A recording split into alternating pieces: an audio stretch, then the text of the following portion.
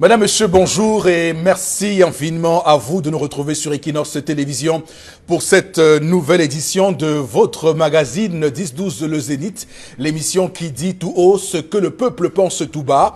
En ce 13 août 2019, une pensée pour cet artiste ivoirien, ce chanteur ivoirien DJ Arafat Ange Didier Huon, qui est donc parti hier 12 août, une mort qui laisse tout le monde pantois, toute l'Afrique et tout le monde entier célèbre ce jeune artiste ivoirien qui part aussi brutalement suite à un accident de moto à Abidjan. En tout cas, les leçons qu'on peut tirer ce matin sont très fortes et très grandes. C'est que dans la vie, quelles que soient les circonstances, il faut toujours faire la paix avec son entourage puisqu'on ne sait ni l'heure ni le jour. La mort nous arrive brutalement, brusquement. Chaque fois qu'on aura un cas comme celui-là devant nous, nous penserons à notre humilité d'humain parce que notre humanité, elle est fragile. Humanité fragile, encore lorsqu'on voit ce qui s'est passé, surtout avec cette motocross, comme on voit parfois dans les villes du Cameroun, des personnes qui montent sur des motards et qui font le tour de nos villes avec, comme on le voit parfois, ce qu'on pourrait appeler une vie que l'on nague.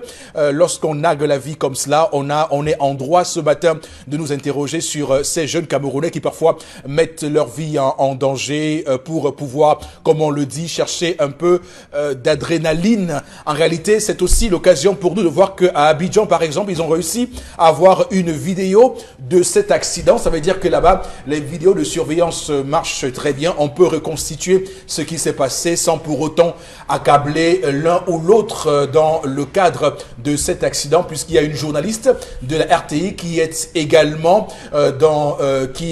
impliquée dans cet accident. Madame, Monsieur, en tout cas, nous aurons l'occasion de revenir longuement sur ce sujet et nous penserons à cette chanson qui est restée pour la postérité et on pensera surtout à ce Jonathan à qui Arafat a rendu hommage, vous le savez, en 2007-2006. Donc on en parlera dans cette émission ce matin. Bonjour encore une fois de plus. L'équipe est en place comme chaque matin. D'abord vous, Monsieur Batchou Chalamel, bonjour et bienvenue.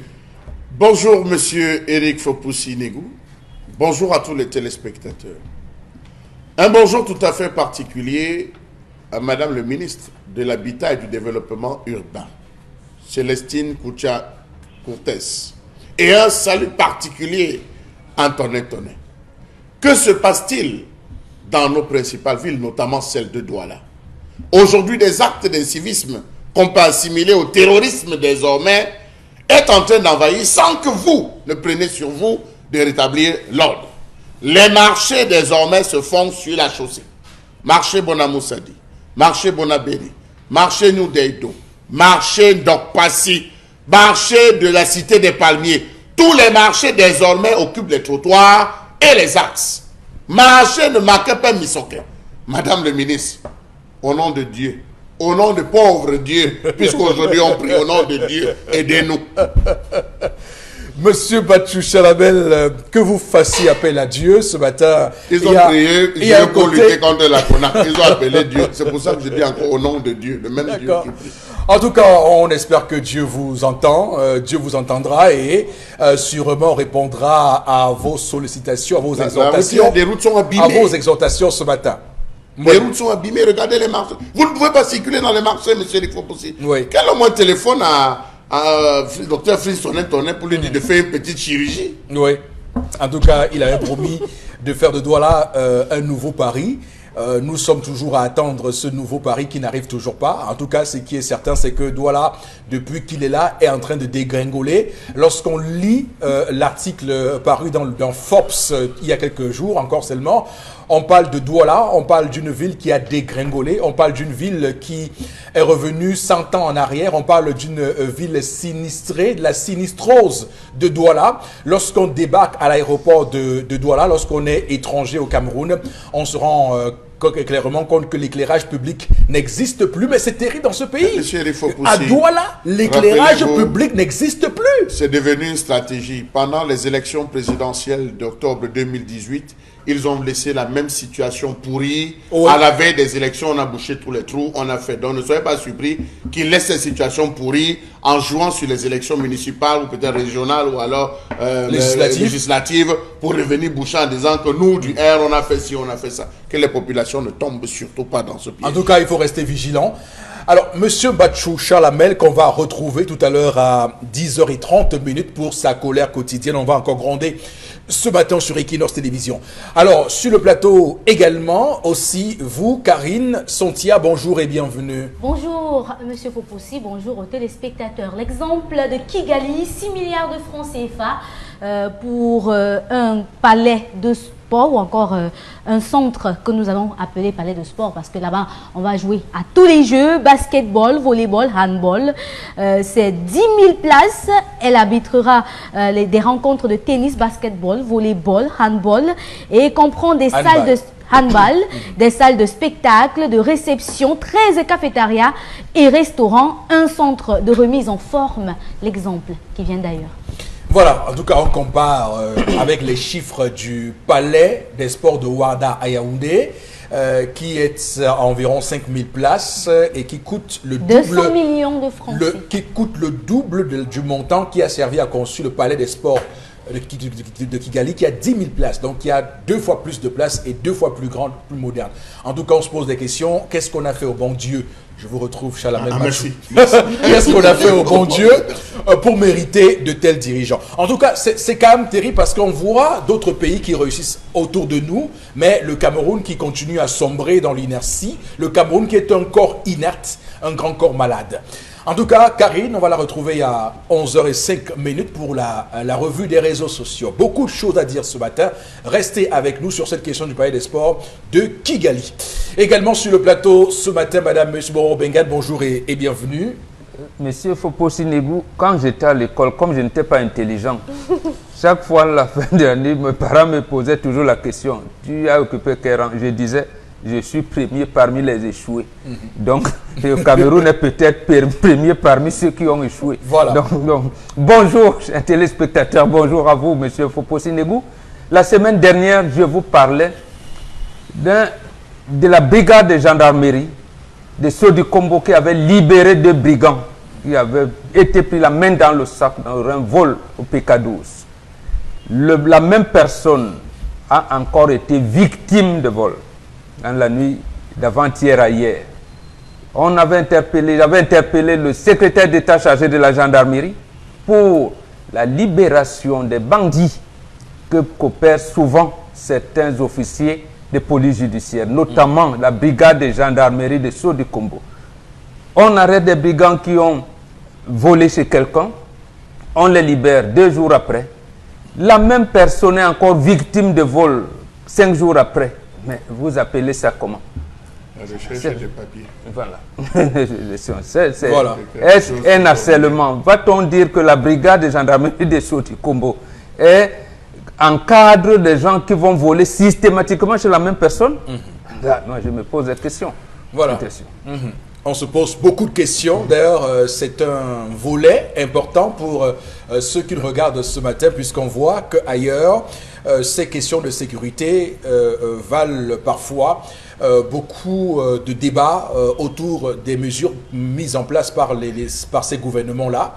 Mais au Cameroun, c'est l'omerta totale, c'est une opacité qui couvre cette question de sécurité. Comment au Cameroun on peut être, on va dire, à l'abri de ces coups de vol, à l'abri de ces personnes qui nous font le taxage dans les rues à Akwa, à Douala ou encore, comme vous le savez, la poste centrale à Yaoundé. Ça, sous le regard, on va le dire, pas complice, mais un regard quand même curieux de ceux qui sont censés nous protéger, malheureusement. Les parents d'élèves ne peuvent pas vous donner des coups, sont en train de préparer la rentrée scolaire. Mais on taxe les parents dans les rues d'Akwa. Devant tout le monde, quelquefois la police et la gendarmerie vous observent. Vous leur dites, mais ils sont en train de me dépouiller, on vous observe. On vous observe. Comme on était dans du pied de terre. Voilà, c'est un fait. Les Camerounais se sentent de plus en plus en insécurité. Alors, madame, monsieur, on va démarrer le programme de ce matin avec la première articulation.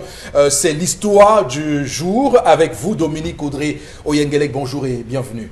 Bonjour Monsieur Fopoussi, bonjour aux téléspectateurs. Aujourd'hui, je vous raconte l'histoire d'une famille. Dans cette famille, Il y avait 2 garçons. Donc, le couple n'a eu que 2 enfants.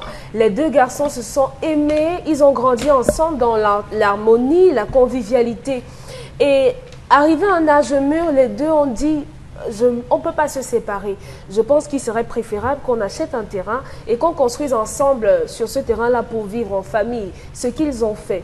Durant la procédure d'acquisition des terres, le petit frère dit à son aîné, tu es mon grand frère et je préfère que le terrain porte ton nom. Il n'y a pas de problème, je ne souffre de rien, je te fais totalement confiance. Ce qu'ils ont fait et chacun a construit aux différentes extrémités du terrain. Il est arrivé donc malheureusement que des années plus tard, le grand frère décède. Il décède, il a laissé 4 enfants, mais son petit frère a pris sur lui d'élever ces enfants-là parce qu'ils étaient encore en bas âge. Il a élevé ces enfants-là et aujourd'hui, heureusement, le fils aîné de son grand frère a pris femme. Les autres sont déjà autonomes puisque chacun a déjà un emploi. Il y a quelques semaines, la femme du fils aîné arrive dans la maison de son beau-père et fait le tour du propriétaire. Elle était entourée des personnes inconnues.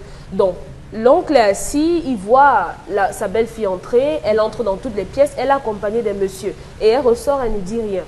Dans la soirée, son mari rentre du travail, il vient dire à son oncle, ce terrain appartient à notre père. Donc, je pense qu'il est temps que vous libériez vos enfants et vous. Il était scandalisé que, mais par quelle alchimie vous me demandez de libérer le terrain alors que mon frère et moi, nous l'avons acquis. Ce terrain est le fruit de l'amour entre mon frère et moi. Donc, il n'est pas question qu'on parte d'ici. Les enfants se sont entendus tous les 4. Ils ont décidé que vous allez partir de quelque manière que ce soit. Vous allez libérer notre terrain. C'est le terrain de notre père. Aujourd'hui, on a un oncle qui est prêt à maudire ses neveux. Ce qu'il dit, c'est que s'il part de là, il gâte le terrain et il rentre au village. S'il ne gâte pas le terrain, il maudit les enfants. Donc, la question que soulève cette histoire aujourd'hui, c'est est-ce qu'on doit se mélanger? Est-ce qu'on doit mélanger, je veux dire, mélanger c'est peut-être un grand mot, est-ce qu'on doit s'allier avec ses frères pour acquérir un terrain, par exemple, ou bien faire des affaires avec sa famille? D'accord. C'est la question du jour. Oui, bah écoutez, d'abord, je vais tout à fait, et comme chaque matin, vous savez, je ne m'en prive jamais. Je vais ce matin d'abord dire mon désarroi, mon énervement, ma colère face à cet aîné qui est d'une lâcheté terrible.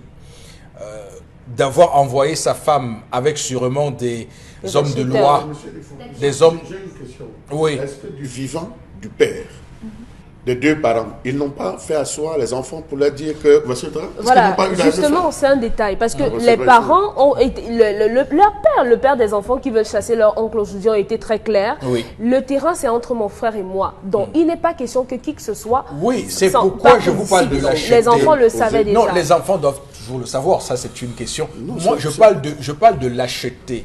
Parce que c'est quand même trop facile. C'est trop facile de venir s'asseoir sur les biens de son père et d'exiger quoi que ce soit. Moi, je dis, c'est quand même trop facile. Et j'ai ce problème-là avec certaines personnes qui, quand vous les voyez, ne respirent qu'avec les biens de leurs parents et ne rêvent que des biens de leurs parents. Et je me pose la question, mais qu'est-ce que vous avez fait de votre propre vie? Qu'est-ce que vos enfants, vous discutez? Ok, les biens de vos parents. Maintenant, vos enfants discuteront les biens de qui? Leur grand-père. De leur grand-père toujours. Donc, c'est terrible. Je veux dire que je ne m'en prive jamais. Parce que lorsqu'on parle d'héritage, lorsqu'on parle de biens immobiliers, parce que vous savez aujourd'hui, la question foncière dont les familles divisent crée même parfois des morts. On a vu des familles se macheter, entre guillemets, se donner la mort pour des questions foncières. Et c'est important qu'on le dise d'entrée de jeu dans cette affaire. Parce que après, lorsqu'il y aura des morts, on dira que Equinox... Non, il faut qu'on dise aux gens ce qu'ils doivent faire. Ce qu'ils doivent faire, c'est pouvoir se constituer leur propre patrimoine et ne pas grandir en pensant au bien de leurs parents. Ça, c'est une précision à faire d'emblée du jeu. Mais revenons dans l'histoire de ce matin. Il y a quand même, quand on voit ce qui se passe, quelque chose qui est assez nauséeux et nauséabond dans cette affaire, c'est que vous avez d'un côté des frères qui se sont aimés, qui ont pensé qu'on pouvait grandir ensemble, mettre ensemble des projets, et qui, de manière vraiment très confiante, se sont mis ensemble, ont acquis un terrain, ont conçu sur le terrain, se sont livrés, on peut estimer, à des complicités sur ce terrain-là, mais sauf que l'un est parti avant l'autre, et comme l'un est parti, ses enfants sont restés en pensant qu'ils peuvent faire n'importe quoi. Et on se retrouve donc à ça. Je ne sais pas comment on appelle ça. Ça, c'est de la sorcellerie. Comment on appelle ça? Je ne sais pas comment on appelle ça. Je veux dire que c'est votre père. Souvent, j'ai quand même mis donc sur ce plateau pour comprendre que entre un homme et son frère, il n'y a pas d'oncle ou bien c'est un coup d'État à leurs parents, à leurs géniteurs en question. Donc, je commence par vous, Boro Bengan. D'abord, c'est des enfants maudits. Pour aller vite, et il faut les maudire, il faut les punir. Vous dites pour aller vite. Non, il faut aller vite. Parce que je ne sais pas pourquoi les jeunes d'aujourd'hui, les enfants d'aujourd'hui, estiment qu'ils veulent corriger. Il y en a même qui ils disent à leurs parents, tu as déjà fait quoi sur moi? Tu as déjà fait quoi pour moi? Rien. Voilà, c'est l'air. Quand vous le dites, non, il faut punir. Justement, le fait pour certains parents, pour nous autres parents, de ne pas punir les enfants, ça les amène dans des dérives, j'allais même dire des déviances. Ici, j'ai dit à ce papa qui nous regarde, maudisez-les, gâtez le terrain et allez au village. Il a des enfants aussi. Oui, puisque ces enfants sont en train de les déguerpir. Oui. Il est en train de les déguerpir. Vous les maudissez, vous gâtez le terrain, vous allez au village. Vous dites à vos enfants, non, ça, mes enfants, donc de votre papa, ils ne se sont pas comportés comme il fallait, je les punis. Si avant qu'ils ne meurent, ces enfants reviennent à la maison, bon, il va les laver, il va retirer la malédiction, mais pour le moment, il faut punir. Voilà. Il faut punir, on ne laisse pas justement, c'est ce genre de pratiques qui ont fait que le mal s'est déployé, c'est comme si... À quel niveau on a manqué le coach? À quel moment on a perdu le sens? Parce que les gens pensent, attendez d'abord, je vous dis, comment se fait le jugement d'hérédité dans la famille africaine? C'est quand le fils aîné se marie. Parce qu'en principe, il est supposé quitter la maison familiale le premier. Quand il se marie, papa appelle ses frères au même âge et les gens de ta génération. Lorsqu'on vous fait construire votre case au village, papa vous dit, si je ne suis pas là demain, ton frère cadet qui porte le nom de mon beau-père va construire ici, va faire ses champs là-bas. Celui, mon bombo, porte mon nom, il va construire ici, il va faire ses champs là-bas. Votre sœur qui porte le nom de ma mère, si jamais son mariage ne réussit pas et qu'elle venait à rentrer, elle sera rattachée à tel et va comme ça. C'est ça notre jugement d'hérédité. Et il n'y avait rien d'écrit. Quand vous ne respectez pas cela parce que vous êtes allé à l'école, vous dites, est-ce qu'il a écrit quelque part? C'est tant pis. Tant pis pour vous. Tant pis pour vous, justement. Donc, on ne va pas, ce genre de truc, vous me traînez au tribunal, je n'y vais pas. Oui. Je vais même amener le tribunal à me condamner parce que je ne vais jamais y aller. Mais ce sera tant pis. Voilà. Tant pis pour vous. Donc, et les gens se plaignent que dans leur génération, parfois, il y a des morts inexpliquées, inexplicables, il y a des accidents, il y a tout ça. C'est la résultante de toutes ces choses-là. Ça veut dire que ces enfants, puisque l'histoire nous dit que se sont rassemblés les quatre, ces enfants ne respectent même pas leur propre papa. Leur propre papa leur dit, mon frère et moi, nous avons toujours évolué ensemble. Nous avons fait nos choses ensemble. Il existait des situations où le cadet considérait son aîné comme son père. Donc, en fait, il savait qu'il n'est pas là, il va prendre en charge, comme c'est le cas ici. Donc, il est hors de question qu'on commence à faire des limitations avec titre foncier à gauche, à droite. Oui, ça peut arriver dans des situations, j'allais dire, exceptionnelles. Mais c'est la parole donnée. Et quand vous ne respectez pas, il doit donc leur montrer que cette parole-là a une signification et ça commence d'abord sur eux. Voilà. On vous punit et vous verrez par la suite. Tout à fait. Alors, Chalamel, sur cette question, je veux juste te dire que c'est quand même terrible. On a vu des familles ici, au Cameroun, je dis bien ici au Cameroun, ce n'est pas l'étranger, des familles où le père demande à ses enfants de s'établir sur une portion de terre. Les enfants construisent la maison. L'un construit le rez-de-chaussée, l'autre est au premier niveau, ainsi de suite jusqu'à tous les enfants. Et il n'y a pas de problème. Mais d'où vient-il qu'aujourd'hui, on en soit à ce type de tiraillement, Charles Hamel? Monsieur Eric Fopoussi, moi-même qui parle, nous avons été victimes de ça. Ah oui. Notre grand-mère Bien sûr, a bien sûr, acheté oui. le terrain qu'elle a donné à son frère en disant, bon, comme tu n'as encore rien à faire, tu vas te battre ici. En attendant. Tu vas commencer là en attendant. Tous tes autres frères, s'ils arrivent de passage, ils peuvent construire une case, ils restent en attendant qu'ils achètent leur terrain. Elle a dit, peu de temps après, M. Eric Fopoussi, il a vendu le terrain, il allait acheter un autre terrain. Oh mon Dieu. Ah oui, ça il faut le dire. C'est des choses que nous sommes victimes. Mais cela ne doit pas empêcher le prisme de l'amour. Il y a trois choses qui ramènent l'homme dans la vie. Il y a l'histoire, il y a les événements, il y a le temps, M. Eric Fopoussi. L'histoire, c'est l'histoire de deux frères qui se sont aimés. C'est l'histoire de deux frères qui se sont serrés les coudes. Ça prouve que leurs parents leur ont donné une éducation de qualité. Solide éducation. Une solide éducation. Voici ton frère. Dans toute chose que tu fais, n'oublie pas ton frère. C'est des paroles que nos mamans nous donnaient, M. Rifopoussi. Ce que tu fais là, tu es en train de le faire à ton frère. Il n'y aura pas quelqu'un d'autre qui viendra protéger ton frère. Protège ton frère. Et parfois, allons plus loin, parfois, vos parents vous disent que je ne veux rien de vous. Oui. Tout ce que j'exige, c'est votre unité. Unité, c'est Je tout. vois mes Absolument. enfants qui sont unis. Voilà. C'est le langage. Oui. Voilà le langage des parents. Voilà Des les parents. enfants qui ont grandi. Oui. Les parents, il y a le deuxième chose, les événements. Ils ont vécu cet amour. Ils n'étaient pas étrangers, monsieur Rifopoussi. Ils ont vécu cet amour. Lorsque c'est dur, là-bas, ils voient le petit frère qui aide. Lorsque c'est dur sur le petit frère, ils voient le grand frère. Ils ont vécu comment leur maman vivait, monsieur Rifopoussi. Leur papa vivait.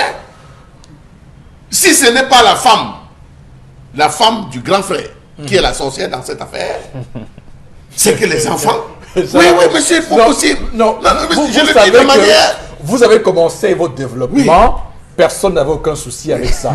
Mais quand vous revenez à bord à une affaire si, de Vous-même, vous avez indexé l'homme qui a laissé sa femme aller, non? Si la maman de ce grand frère vit, ça peut être elle, la sorcière, qui chaque jour rappelle aux enfants que c'est le terrain de votre père, qui est venu briser. Dominique Audrey, est-ce que c'est... Oui, la veuve est là et la belle-fille également. Monsieur Eric Fopoussi, Non, le mélange. on dit que celui qui ne réussit pas dans une famille est le sorcier de cette famille. C'est ça, c'est comme ça. Celui qui ne réussit pas dans une famille est le sorcier, le vampire de cette famille. Voilà donc quelqu'un qui a été élevé. Donc on a pris sur lui l'aîné. On lui a tout donné. Il a vécu. On dit chez nous que l'aîné est le petit frère du père. Tout à fait. Donc l'aîné de la famille est le petit frère du père. Parce que simultanément, ils vieillissent ensemble. Ils vieillissent ensemble. Donc c'est le petit frère du père. Comment est-ce qu'il se retrouve à se lever, à aller toquer la porte chez celui qui l'a élevé, qui lui a tout donné? C'est une insulte à la mémoire de son père, qui certainement est en train de se faire bastonner par les ancêtres, monsieur Eric Fopoussi. Que regarde ce que tes enfants sont en train de faire. Est-ce que c'est ce qu'on a implanté? Parce que chaque famille a une vie. Monsieur Eric Fopoussi, chaque famille a une vie. Chaque famille a un esprit. Chaque famille a une façon de fonctionner. Lorsque vous arrivez dans une famille, et on le dit tout le temps aux femmes, quand vous entrez dans une famille, regardez comment les gens fonctionnent. Ça peut être même que ce n'est pas la veuve, monsieur Eric Fopoussi. D'où vient-il que l'argent, monsieur Eric Fopoussi, la femme, elle entre chez son père avec des messieurs, fait le tour des pièces, et elle ressort comme ça sans encaisser les chicottes, monsieur Eric Fopoussi. Vous l'appelez l'argent, hein? C'est l'argent. Monsieur Eric Fopoussi, la femme, c'est l'argent. On est parti chercher la femme. En allant chercher la femme, on a laissé. C'est l'argent. La femme ne parle pas. C'est pour ça que les femmes ne sont pas associées dans toutes les réunions. L'argent ne parle pas. L'argent ne parle pas. Donc d'où vient-il qu'elle entre? Voyez jusqu'à quel point il y a un mépris fondamental et sérieux dans cette histoire. Ça, c'est d'un. De deux, il s'amène. Quel est le toupet? Sa maman vivante, que le fils traverse la concession, vienne rencontrer son père, pas son oncle, je dis son père, et lui disent que vous devez déguerpir. Non, monsieur il faut pousser. Je pense que Boboga parlait avec légèreté. On doit lui lancer le genre de maladie qui coupe les ongles. C'est-à-dire ça tombe, le corps tombe doucement, doucement. Vous voyez comment chaque partie de votre corps tombe. Vous êtes assis. Vous vous levez un matin, c'est l'ongle qui reste. Après, vous voyez, c'est le pouce qui tombe. Vous voyez comment vous finissez debout pour réaliser le mépris que vous avez apporté à votre parent. C'est un mépris. Vraiment, il n'y a que l'occidentalisation pour faire ça. Vraiment, ça me choque. On se rappelle, on a vécu ce qui s'est passé, puisque vous avez parlé de ça avec la famille Fauchivet. On a vécu ça sur les réseaux sociaux, ce qui était arrivé. Vraiment, c'est choquant, monsieur. Oui, ça fait très mal. Non, mais c'est terrible parce que moi, je me rappelle des histoires familiales, de très belles histoires familiales. Vous avez un père ou un grand-père qui décède et qui avait lui aussi une petite sœur. Il laisse, par exemple, une petite soeur qui a eu des enfants. Voilà. Mais comme il avait un terrain, il laisse le terrain à ses enfants. Mais ses enfants vont chercher les enfants de la petite soeur. Et qu'ils installent, ils construisent. Voilà. Et ils partent. Et après, tout est... Mais on n'a pas envoyé ça même dans le principe de succession. Vous avez des frères qui n'ont pas fait d'enfants. On dit non, cette succession ne peut pas mourir. On va prendre chez l'enfant de l'autre. Oui. Je ne comprends pas. Je vous donne un cas qui s'est passé ici. Vous avez peut-être connu le député Omar Beto du Sud-Ouest. Oui, Bobok. C'est un Gabimbi. Son grand-père était allé travailler dans les plantations de bananes des Allemands. Ils sont morts. Son père est né là-bas, lui aussi. Mais, rendez-vous compte, leur famille, l'Ohega, chez les Babimbi, ont gardé le terrain. Et il y avait une délégation qui venait, avant même qu'il ne soit député, parce qu'on va dire que parce qu'il a dit non, qui venait régulièrement leur dire que mais vous faites quoi? Vous avez le terrain là-bas. Un papa dit, nous on va bientôt finir, mais sachez que quand Omar Beto, on l'a enterré là-bas. Voilà. Donc vous savez, des générations, ça fait plus de 80 ans que leur grand-père était parti. Lui n'avait jamais mis pied là-bas. Mais il a retrouvé ce terrain et ses enfants aussi. Vous voyez, ce sont des valeurs. Nous les avons perdues, ou bien nous les perdons tous les jours devant nos yeux. Tout se désagrège, une déflagration devant nous, telle une grenade qui explose. Mais c'est terrible. Franchement, là où on va là, ça commence à être compliqué. Alors, Karine, sur cette question, allez-y. Oui, monsieur Foupoussi, c'est grave parce qu'ils ont trahi l'innocence de leurs parents. C'est-à-dire que leurs parents ont tout fait avec l'innocence de la fraternité. Et ces enfants ont trahi. Trahi pourquoi? Parce que peut-être qu'il a eu la malchance de tomber sur une femme qui ne voit jamais du bien dans ce que l'autre fait. C'est-à-dire que pour elle, c'est que comme votre père est mort, votre oncle va tout prendre. Il faut que tu vendes avant le temps. Il faut ceci, il faut cela. Parce que dans nos familles, on voit souvent ça. Moi, je connais des personnes, des jumeaux, qui ont grandi ensemble. Ils ont acheté, l'un n'avait pas beaucoup, l'autre avait un peu plus. Il a acheté le terrain pour son frère et lui. Il a divisé en deux. Il habitait d'un côté et l'autre de l'autre côté. Il a dit à son frère, je vais t'aider à mettre même les carabots. Tu vis là-bas avec ta femme et moi je vis ici avec ma famille. Quand maintenant il s'est marié, sa femme est venue, elle a dit que dans ton terrain là-bas, pourquoi tu as vu ton frère ici? Il faut qu'il aille se chercher. Il a mis sa femme dehors. Tu n'as pas le droit de venir me séparer avec mon frère. Moi, j'ai cru. Vous applaudissez.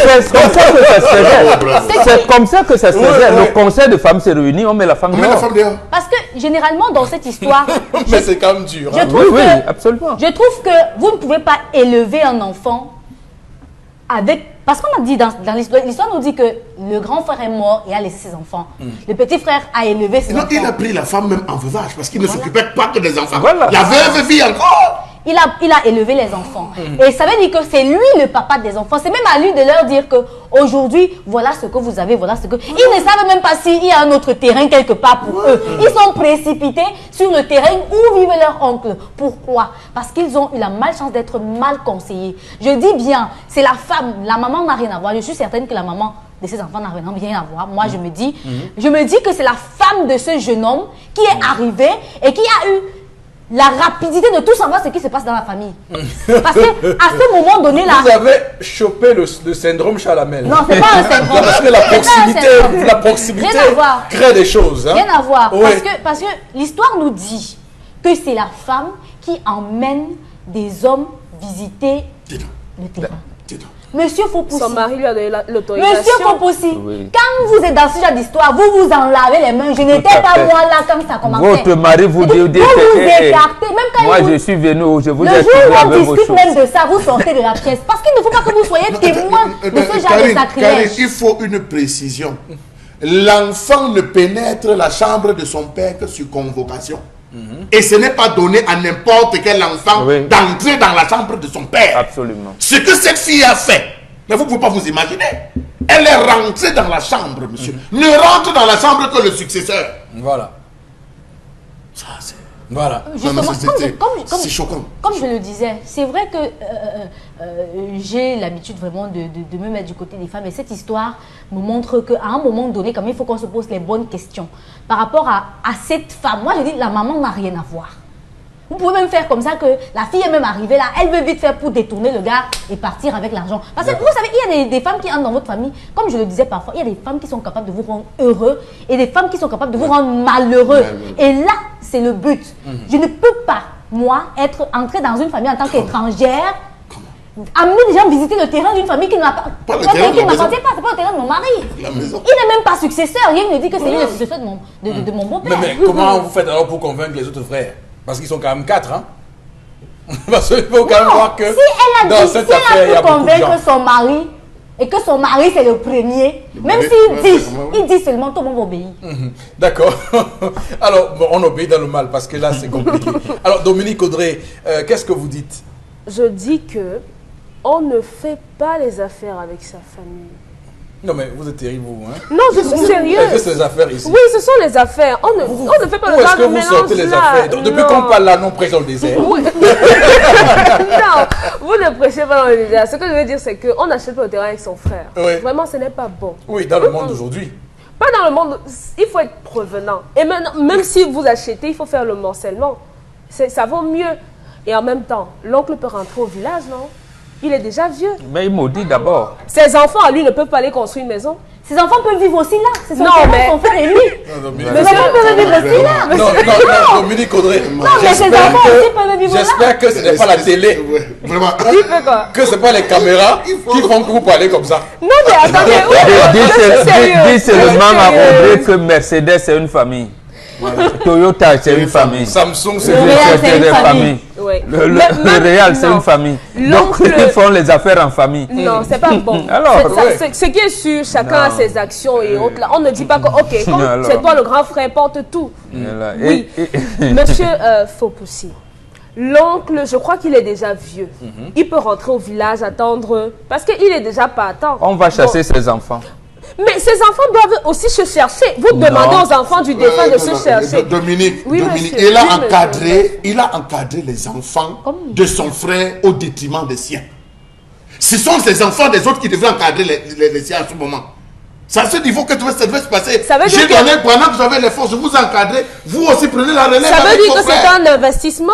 Non, Dominique veut dire que quand elle va laisser ton enfant en garde parce qu'elle va au marché, il faudra signer un papier au commissariat. Voilà. C'est ça que ça veut dire. Bon, je vais au marché, je laisse mon enfant, on va d'abord au commissariat. Mais c'est ce que ça veut dire que la parole là ne sert à rien.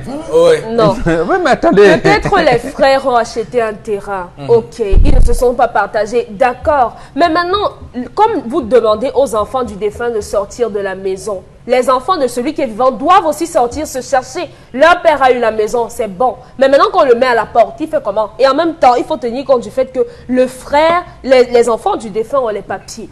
Ils ne peuvent rien contre ça. Bon, peut-être on va leur faire tomber les ongles et autres là. Mais peut-être ils vont trouver un marabout plus fort. Non, Vous non, n'en savez il rien. n'en existera Il pas. n'en existera pas. Il n'en D'accord. existera pas. Ok, on va lire quelques messages de nos téléspectateurs ce matin en réaction à l'histoire du jour, Karine. Le débat de ce matin appelle chaque parent à une préparation juridique de sa succession et les magistrats à respecter la déontologie en imposant la volonté du défunt. Malheureusement, la corruption est un frein. Sadou Daïrou de Yaoundé qui nous écrit ce matin. Il a raison. Oui, je pense que c'est tout à fait normal que deux frères s'unissent pour avoir des biens. Les enfants qui veulent chasser leurs frères ont été truqués par quelqu'un. Je soutiens les propos de Bombok. Et c'est aussi parce que ces enfants n'ont peut-être pas été éduqués à ce sujet par leurs parents. J'aimerais aussi m'adresser au sujet de la mort de DJ Arafat. Les gens vont beau bavarder, mais il ne reviendra pas. Ok. Ok, un autre message, vraiment, c'est du n'importe quoi que le frère déçu les maudisse et gâte la terre et il s'en va. Comment ça, il encadre les enfants et demain ces derniers le poignardent. Pardon, gâte tout. On ne fait pas le bien en attendant qu'on le rende. Un autre message, cette histoire est vraiment choquante. Ces 4 enfants manquent de sens, il faut le dire. Notre message, je pense que ces enfants sont en train de s'avancer droit dans le noir, que l'oncle quitte la nature doit punir ces enfants-là. Clovis Tamo depuis Banjoun qui nous écrit ce matin. Depuis Banjoun. Banjoun. Oui. Ah. Pas Banjoul. Pas Banjoul. Banjoul. La francisation fait en sorte que les gens mettent le N. C'est Badjoun. Oui. C'est Badjoun, c'est pas Banjoun. Voilà. Ok, depuis Banjoun. Voilà, c'est Badjoun. L'adjeu, on dit l'adjeu. Badjoun. Ok. L'adjeu. L'adjo ou l'adjo. Vraiment de Dieu. Vous nous dépassez. Non, quand Bambogdia vous dit ici Sarbayemi, vous n'avez jamais posé pourquoi vous dites Sarbayemi. Voilà, tout à fait. Vous prononcez ça comme dans le dé. Alors, voilà. Allez-y, Karine, un dernier message. Déjà, ces enfants sont déjà maudits avant d'être maudits, mais il faut qu'ils soient doublement maudits. Isaac Doyomaba. D'accord, merci à tout le monde d'avoir réagi à cette histoire du jour. Merci à Dominique Audrey de l'avoir compté pour nous ce matin. Passons tout de suite à la colère de Charles Hamel.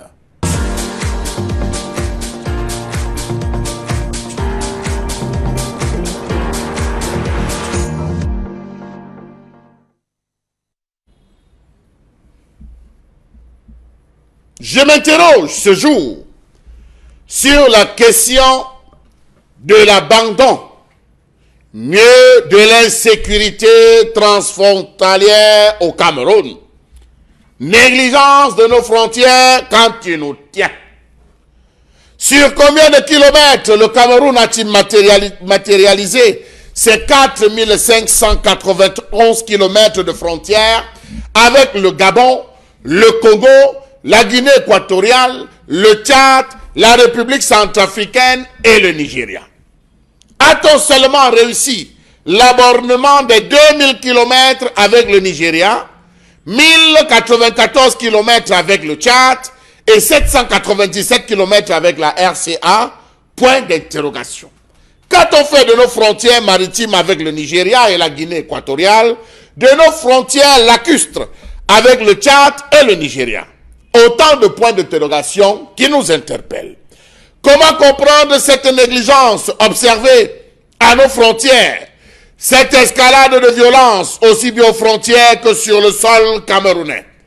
Comment comprendre que ce pays soit devenu un royaume aux frontières passoires pour islamistes, braconniers et trafiquants? Quelles sont les stratégies d'anticipation mises en œuvre pour retourner la situation face à des forces transnationales qui menacent l'État et sa population? La libre circulation des capitaux et des personnes, des réglementations, affaiblissement des contrôles publics ont favorisé l'essor d'une économie parallèle où s'échangent illégalement des biens licites et celui d'un marché pour l'échange des biens illégaux.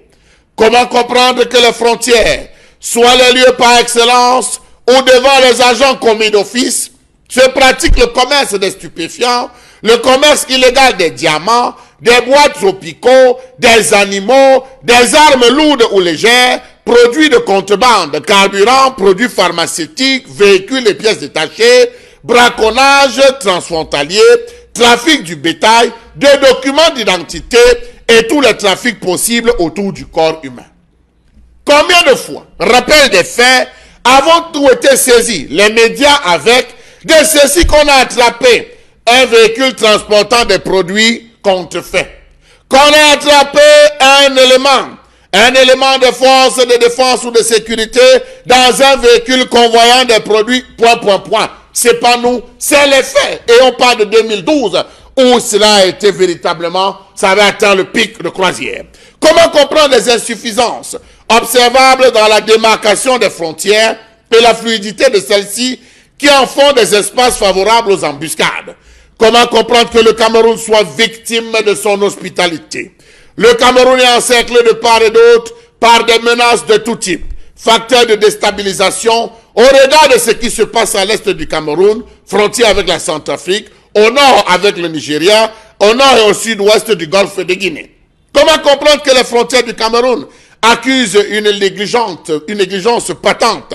Comment comprendre que les individus assignés à la surveillance du territoire se contentent des zones affluentes alors que des corridors obscurs sont entretenus par des passeurs d'un autre genre?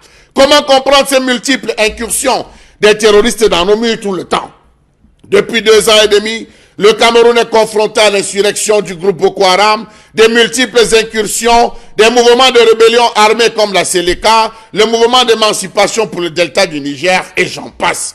On ne cesse d'en souffrir, on traverse, on enlève et on repart. On cherche sur le territoire alors qu'ils sont à côté. Comment comprendre que le Cameroun soit devenu le lieu par excellence où le terrorisme, les enlèvements et prises d'otages, le banditisme par bande armée, la piraterie maritime, les insurrections et les pillages ont établi domicile? Des cas encore remontent à 2016 où plusieurs fois on a arrêté, on a intercepté des bateaux battant pavillon X, battant pavillon Y dans les eaux camerounaises. En 2 ans et demi, l'extrême nord a enregistré au moins 460 attaques et une 50aine d'attentats suicides. Comment comprendre que la négligence historique des frontières par l'État depuis longtemps exposé aux violences et à la circulation des contrebandiers, cet espace où se sont socialisés les coupeurs de route, les trafiquants et les petits délinquants?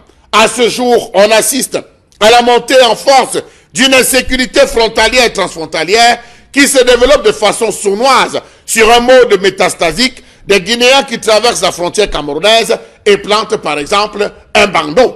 Point d'interrogation.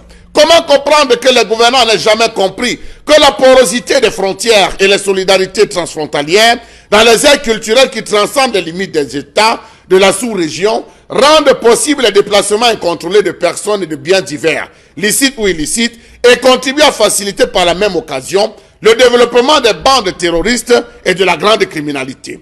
Comment comprendre la faible coopération entre les forces de l'ordre, les limites de droit de poursuite, la dissémination des armes en dépit des efforts de désarmement civil qui se traduit par un accès facile au marché noir et par la constitution d'arsenaux privés, la corruption, l'ambivalence des chefs traditionnels frontaliers et le problème de la sécurisation de la nationalité?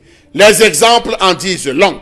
Premier élément, la crise centrafricaine, l'insécurité grandissante en RCA avec la prolifération des armes dans les zones frontalières de ces 2 pays qui affectent considérablement le Cameroun.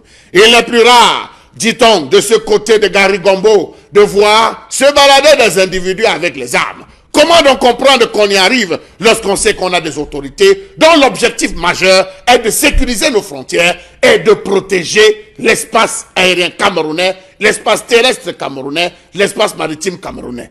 Que faire? Que dire? Comment réagir? Comment analyser? La preuve est là sous nos yeux.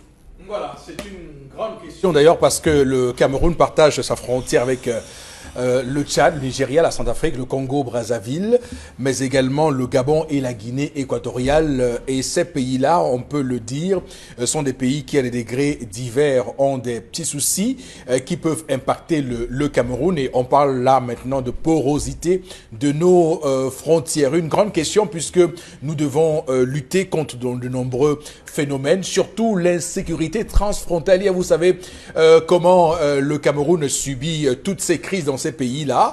On voit très bien que Boko Haram est surtout la conséquence de cela. Donc cette porosité des frontières qui a pu toucher le Cameroun de par le Nigeria.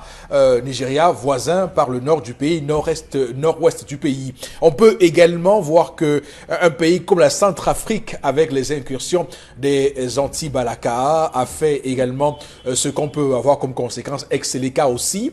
On peut aussi voir que là encore, nous rapports avec le Gabon peuvent être questionnables. Comment on fait pour quitter du Cameroun au Gabon?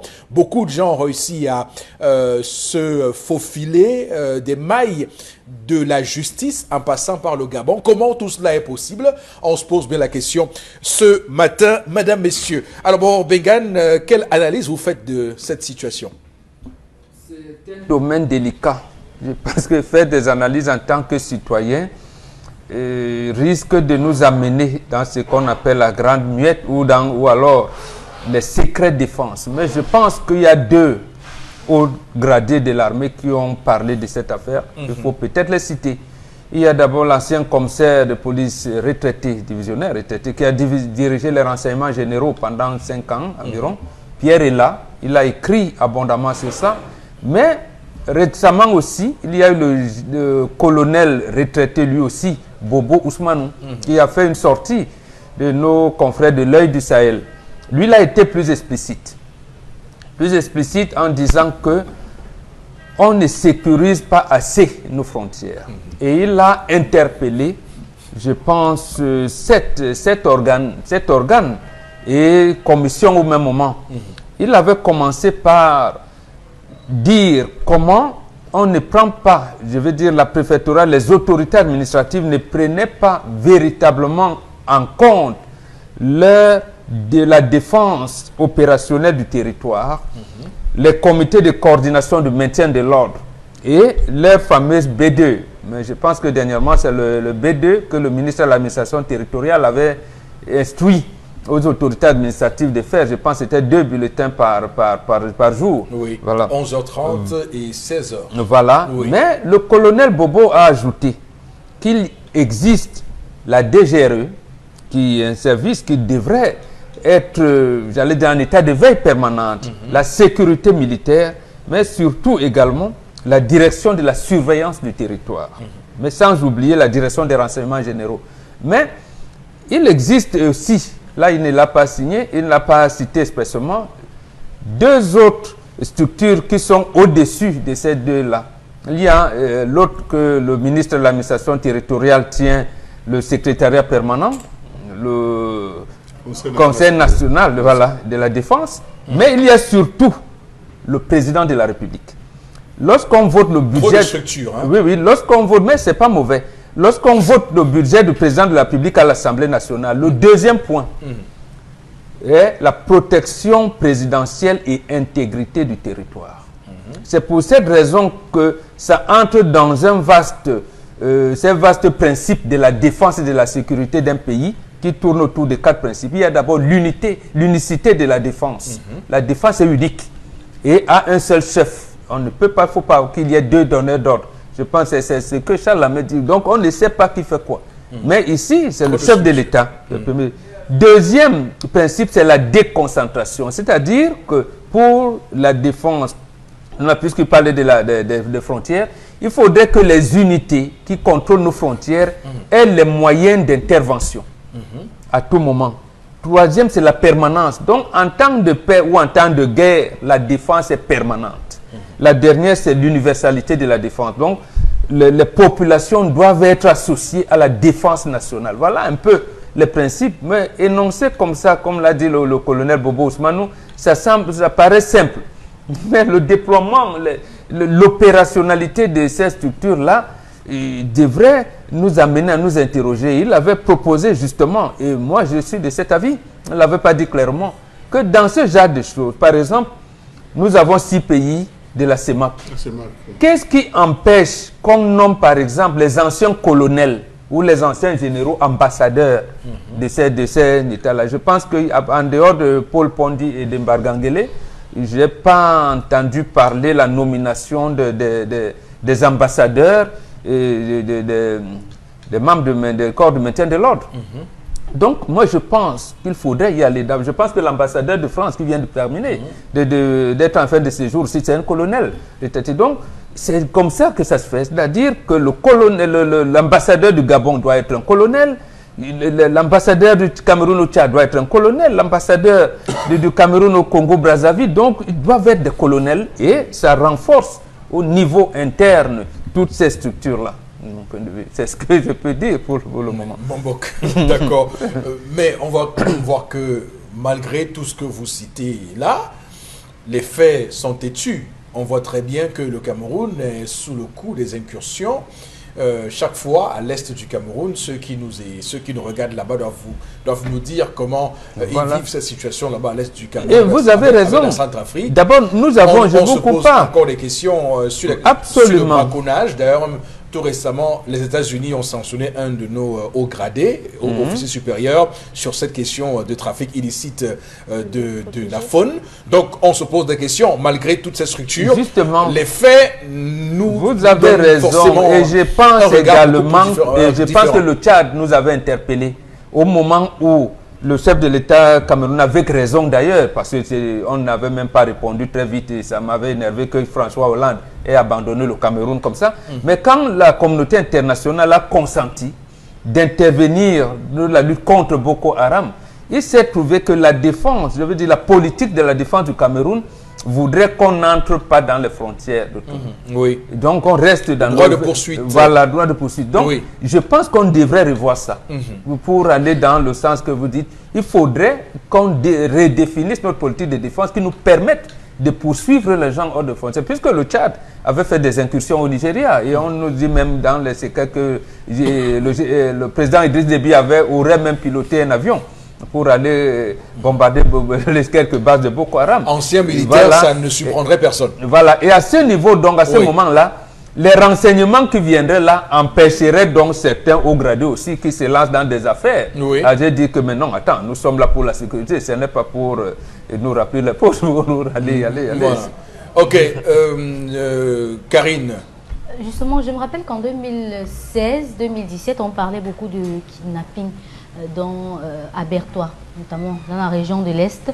On nous disait comment des personnes qu'on soupçonnait venir de la Centrafrique venaient kidnapper des gens, venaient enlever des il y avait même des autorités administratives qu'on avait aussi enlevées de ce côté. Mais c'est quand même grave que jusqu'aujourd'hui le Cameroun n'ait pas pu sécuriser ses frontières, parce que un pays comme le Cameroun qui est censé en être entouré ou encore être soit la mamelle nourricière des autres pays est censé quand même avoir les frontières les plus sécurisées, vu le fait que non seulement en interne on a d'abord nos petites crises à nous et dans les pays frontaliers il y a aussi des crises. En Centrafrique la crise jusqu'aujourd'hui n'est pas encore terminée et il y a Boko Haram. On aurait même pu prévoir le fait que Boko Haram aurait pu entrer au Cameroun, mais on ne l'a pas fait. Et au final, c'est nous, aujourd'hui, qui pleurons nos morts parce que les kamikazes qu'on prend, parfois sont nos jeunes filles, parfois ce sont pas. Mais ce qui fait mal, c'est que malgré ce silence-là, on n'entend pas beaucoup parler l'État par rapport à cela.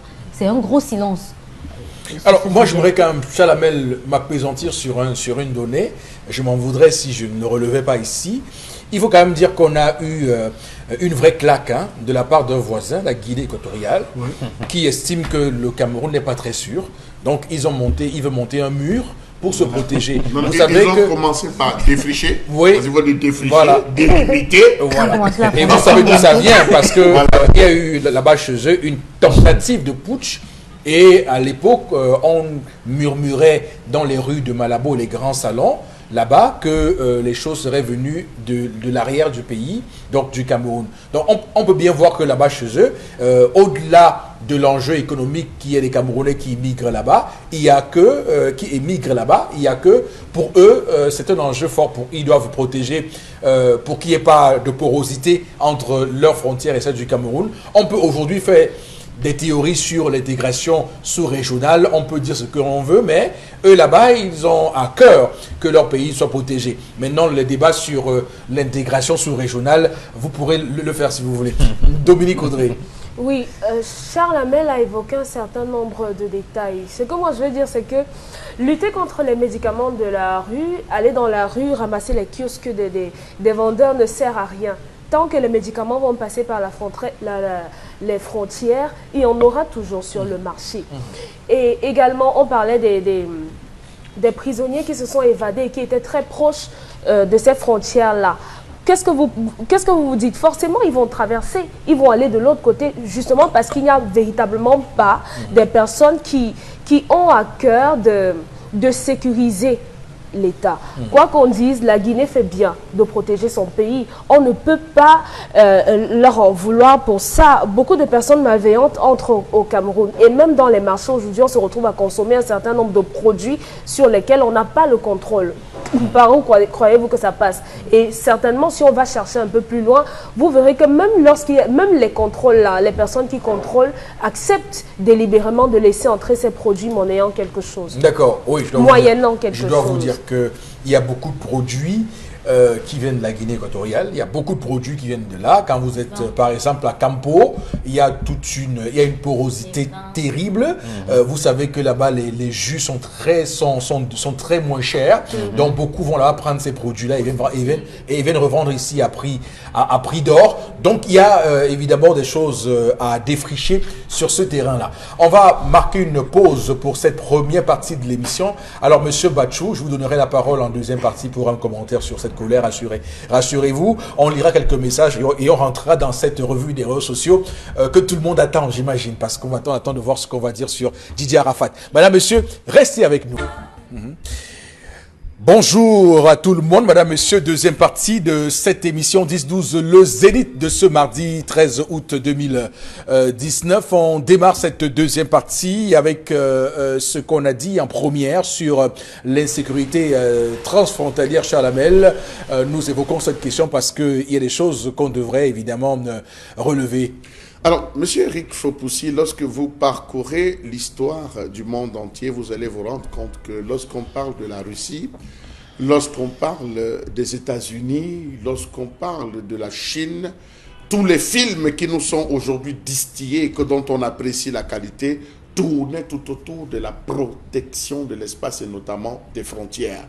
Je crois que dans les budgets, même si on parcourt les différents budgets liés à la défense, liés à la sécurisation du territoire, vous allez vous rendre compte que la protection des frontières, M. Rifopoussi, l'argent qu'on décaisse dépasse souvent les cinquantaines de milliards, disons-le comme ça, pour assurer la sécurisation. Aujourd'hui, nous avons tous les moyens. Les États-Unis ont pensé monter un mur. Bien avant le mur, il y a eu les fils barbelés, avant les fils Babia et tout. Aujourd'hui, nous avons un jeune Camerounais, M. Eric Fopoussi, qui a pensé mettre sur pied des drones. Qu'est-ce qu'on ne peut pas faire avec un drone, M. Eric Fopoussi? On peut surveiller. Nous avons tous les moyens nécessaires avec les drones.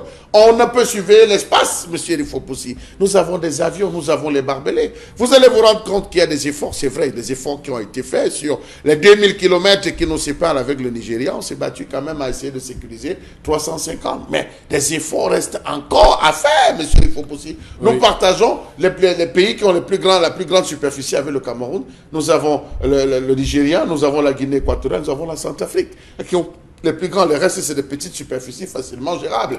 Mais comment comprendre que dans des zones comme Garigombo, Kenzu, dans des zones comme Toktoyo, vous voyez des individus qui se baladent avec des armes, M. Rifopoussi, parce qu'ils appartiennent à tel conflit, tel ceci. Vous avez un trafic qui s'est implanté. Discutez avec des camionneurs.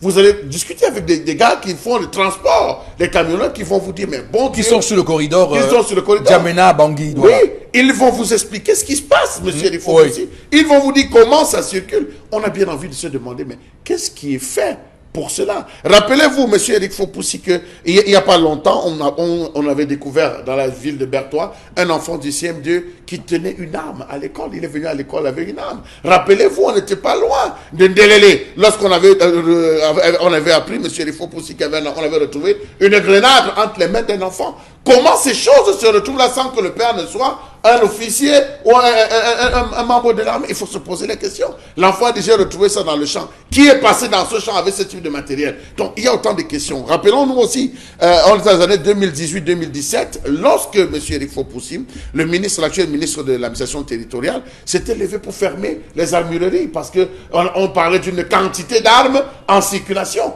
Alors, il fallait s'imposer. Ceux qui s'étaient levés, les acteurs de la société civile, avaient demandé qu'on aille poser la question à tous ceux qui résident aux alentours des frontières. Vous avez d'autres acteurs, les chefs traditionnels. Quel est le rôle des chefs traditionnels, M. Rifopoussi? C'est en ce moment qu'ils devraient jouer pleinement leur rôle. Vous avez tout un territoire, vous êtes à la frontière. Et vous connaissez d'après l'histoire que lorsqu'un chef prenait le pouvoir, il installait ses enfants dans les frontières, les différentes frontières, comme sous-chefs. c'était à eux qui incombaient de prendre les informations des villages voisins pour répercuter au niveau du royaume. Est-ce qu'on veut dire que ça a baissé d'un cran, qu'aujourd'hui on ne parvient pas à avoir ce renseignement de la part des chefs? Quel est leur véritable rôle, leur engagement? Vous allez vous rappeler, M. Eric Fopoussi, que nous étions en 2012, lorsque des braconniers avaient traversé, M. Eric Fopoussi, en provenance du Tchad et du Soudan, ils avaient parcouru plus de 1000 km à travers la République centrafricaine pour venir tuer 300 éléphants au Cameroun. Ça avait fait un tapage, vous pouvez taper en 2012.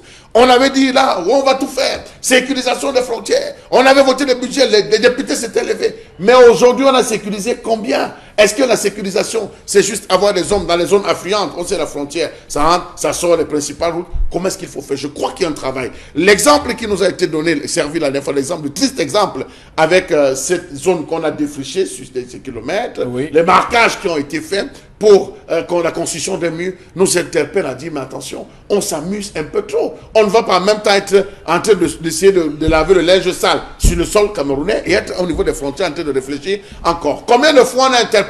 Rappelez-vous, toujours dans la zone de l'extrême nord, je pense que la zone de Koussiri, la zone de Mora d'abord avait chauffé, avec cette affaire de trafic de bétail, où à la fin ça avait viré à un risque qu'il fallait intervenir. On a eu la zone de Koussiri, où plusieurs fois on a interpellé des hommes en tenue qui facilitait l'entrée, M. Eric Fopoussi, de certains produits. Cigarettes, sucre, huile végétale, avec des téléphones portables et des chargeurs, vous vous rappelez? Donc c'est dire qu'à un moment donné, les experts du ministère des Finances ne sont pas allés par 4 chemins pour dire que cela fait perdre 250 milliards de francs CFA à l'économie du Cameroun par an.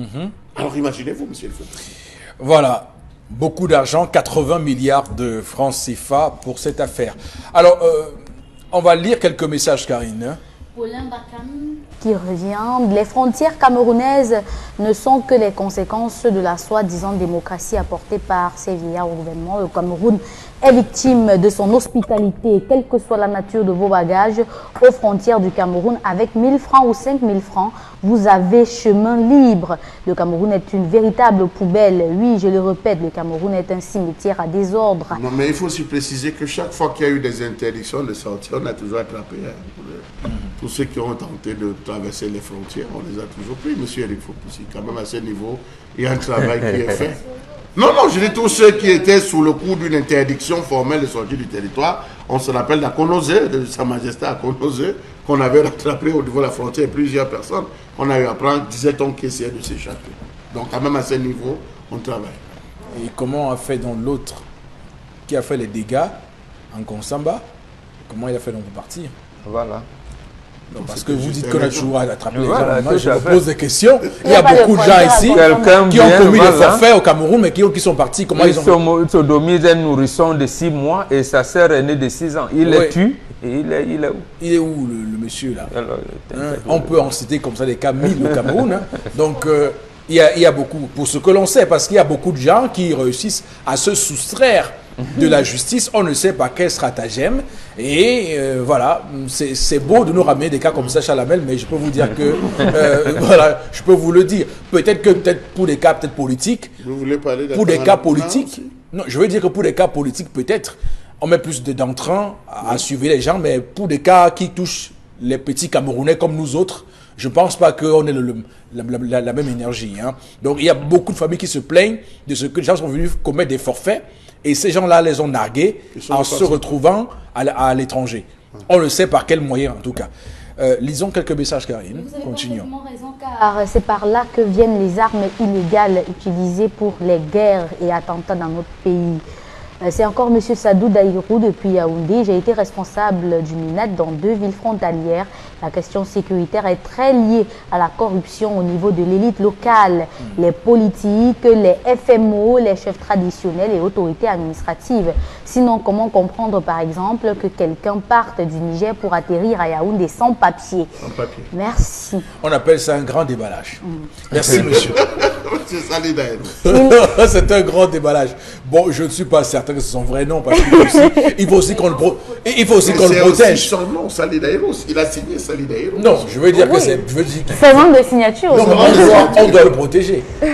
Parce qu'après ce grand déballage-là, je peux vous dire qu'il y a ces élites-là qui ont le bras long et qui peuvent, on va dire, intenter à sa vie. Et ce qu'il dit est vrai parce que on ne peut pas dissocier la corruption de cette question de l'insécurité transfrontalière. Parce que comme vous avez dit, les gens passent les frontières avec beaucoup de marchandises, avec seulement 1000 francs CFA qu'on paye. Vous voyez les sommes dérisoires qu'on paye. D'ailleurs, je m'interroge, je vous prête je vous emprunte ce mot-là. Chalamel, je vous emprunte l'expression, je m'interroge. Il y a dans ce pays, et je le dis avec le cœur meurtri, il y a dans ce pays des gens qui réussissent, qui vous disent qu'ils ont un réseau à Ambam, à Kiousi, où ils vont, s'acquérir de la marchandise là-bas à bon marché. Et reviennent se faire les poches dans les marchés ici à Douala. Oui. Je me pose la question, comment c'est possible? Comment c'est possible? C'est un autre Mbopi. Il y a un autre... oui. Il y a un autre Mbopi qui aussi, et puis un autre, comment vous appelez ça? Oui. La rue de la Passe. Oui. Donc, j'ai toujours demandé, mais est-ce qu'on fabrique ces produits-là à Kiossi? Parce qu'il faut qu'on me dise. Est-ce qu'il y a une fabrication de whisky, de jus naturel, tout ça à Kiossi? On me dit non. Donc forcément, ça passe par les frontières.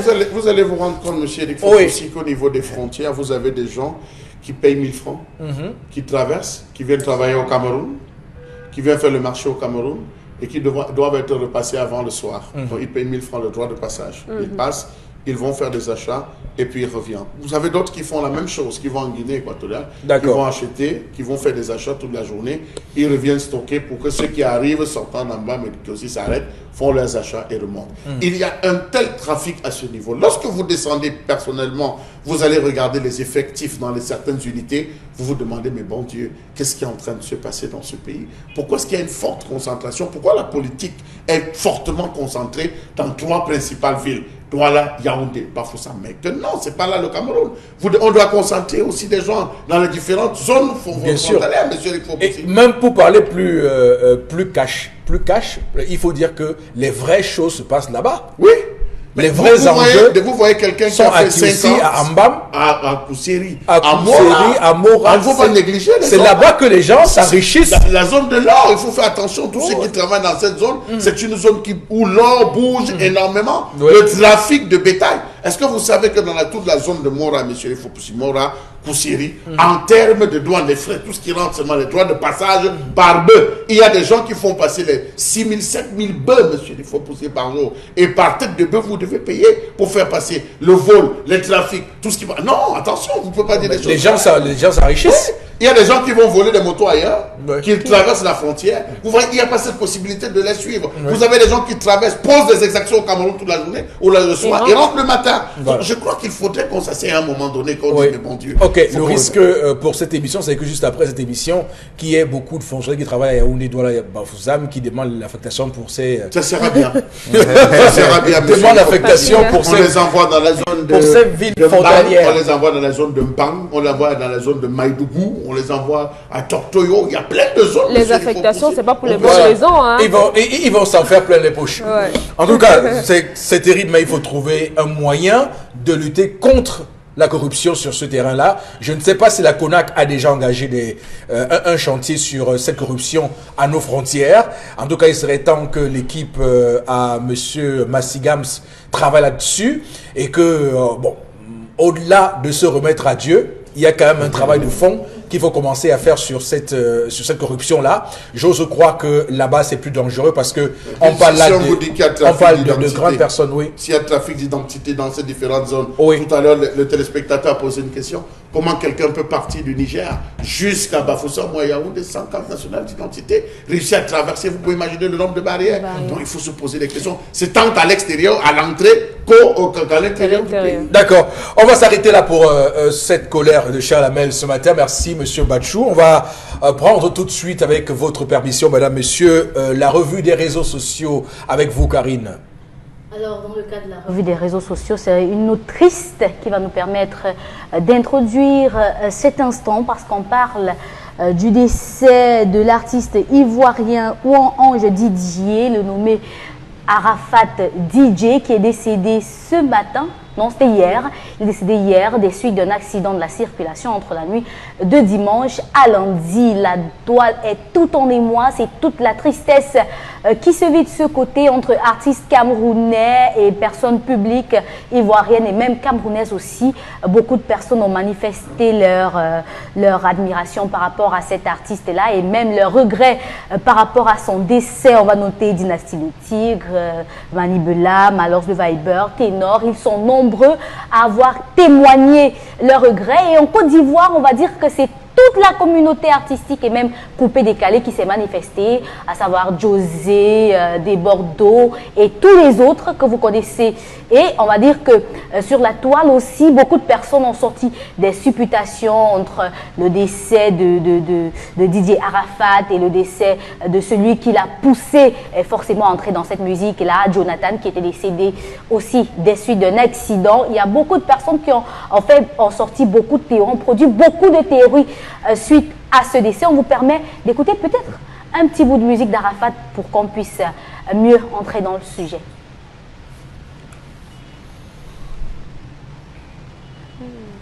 Par rapport à ce décès, il y a une journaliste qui a été percutée dans cet accident et qui est quand même en soins en ce moment. Elle n'est pas décédée. Et il y a une vidéo aussi qui remet en question le contexte de la vidéosurveillance au Cameroun qui nous montre exactement comment est-ce que s'est déroulé cet accident. On vous permet de regarder.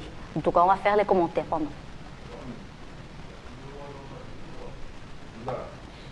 Vidéosurveillance. Alors, c'est difficile pour moi d'évoquer cette question parce que je vous l'ai dit en tout début de cette émission, quand j'introduisais et je disais que cette mort d'Arafat nous interroge tous sur la fragilité de nos humanités diverses et variées et sur comment comment on doit vivre. Donc en réalité, alors c'est la vidéo là, la voiture tourne en haut et voilà, pack, impact et puis tombe. Voilà, donc oui, juste en haut, dans le carreau rouge là, soyez attentifs, il y a une voiture qui tourne à sa gauche, voilà, la voiture tourne à sa gauche et la moto est en train de venir. Voilà, donc voilà. Voilà, ça c'est la vidéosurveillance visiblement dans une échoppe, j'imagine. Voilà. Malheureusement, au Cameroun, il n'y a pas ce type de choses, malheureusement. Alors, il y a plusieurs questions qu'on devrait poser. D'abord, sur la considération que nous devons à nos artistes. La Côte d'Ivoire nous a encore donné des leçons. Hier, la chaîne publique RTI a fait une émission spéciale sur le décès d'Arafat. On a vu de nombreux artistes de premier plan en Côte d'Ivoire qui sont venus montrer, qui ont fait taire leurs inimitiés et sont venus témoigner pour Didier Arafat. On a vu le président de la République de Côte d'Ivoire, Alassane Ouattara, qui est venu, qui a fait un tweet sur cette mort et a rendu hommage à Arafat de manière assez rapide. On a également vu le ministre Ahmed Bakayoko, qui est le numéro 2 du gouvernement de Côte d'Ivoire. Il est annoncé par beaucoup comme étant celui qui prendra la succession parmi ceux qui sont en pôle position pour reprendre la succession de Ouattara en Côte d'Ivoire, qui a dit tout le bien qu'il pensait d'Arafat. D'ailleurs, il rappelle que c'est très très proche. Et ça nous rappelle la considération que nous avons au Cameroun pour nos artistes. Premier élément. Deuxième élément, il y a cette vidéosurveillance, vous l'avez dit, Karine Sondia, qui montre bien une chose, c'est que au Cameroun, nous sommes bien en retard par rapport au pays. Là, au moins, on a une vidéo qui reconstitue les choses.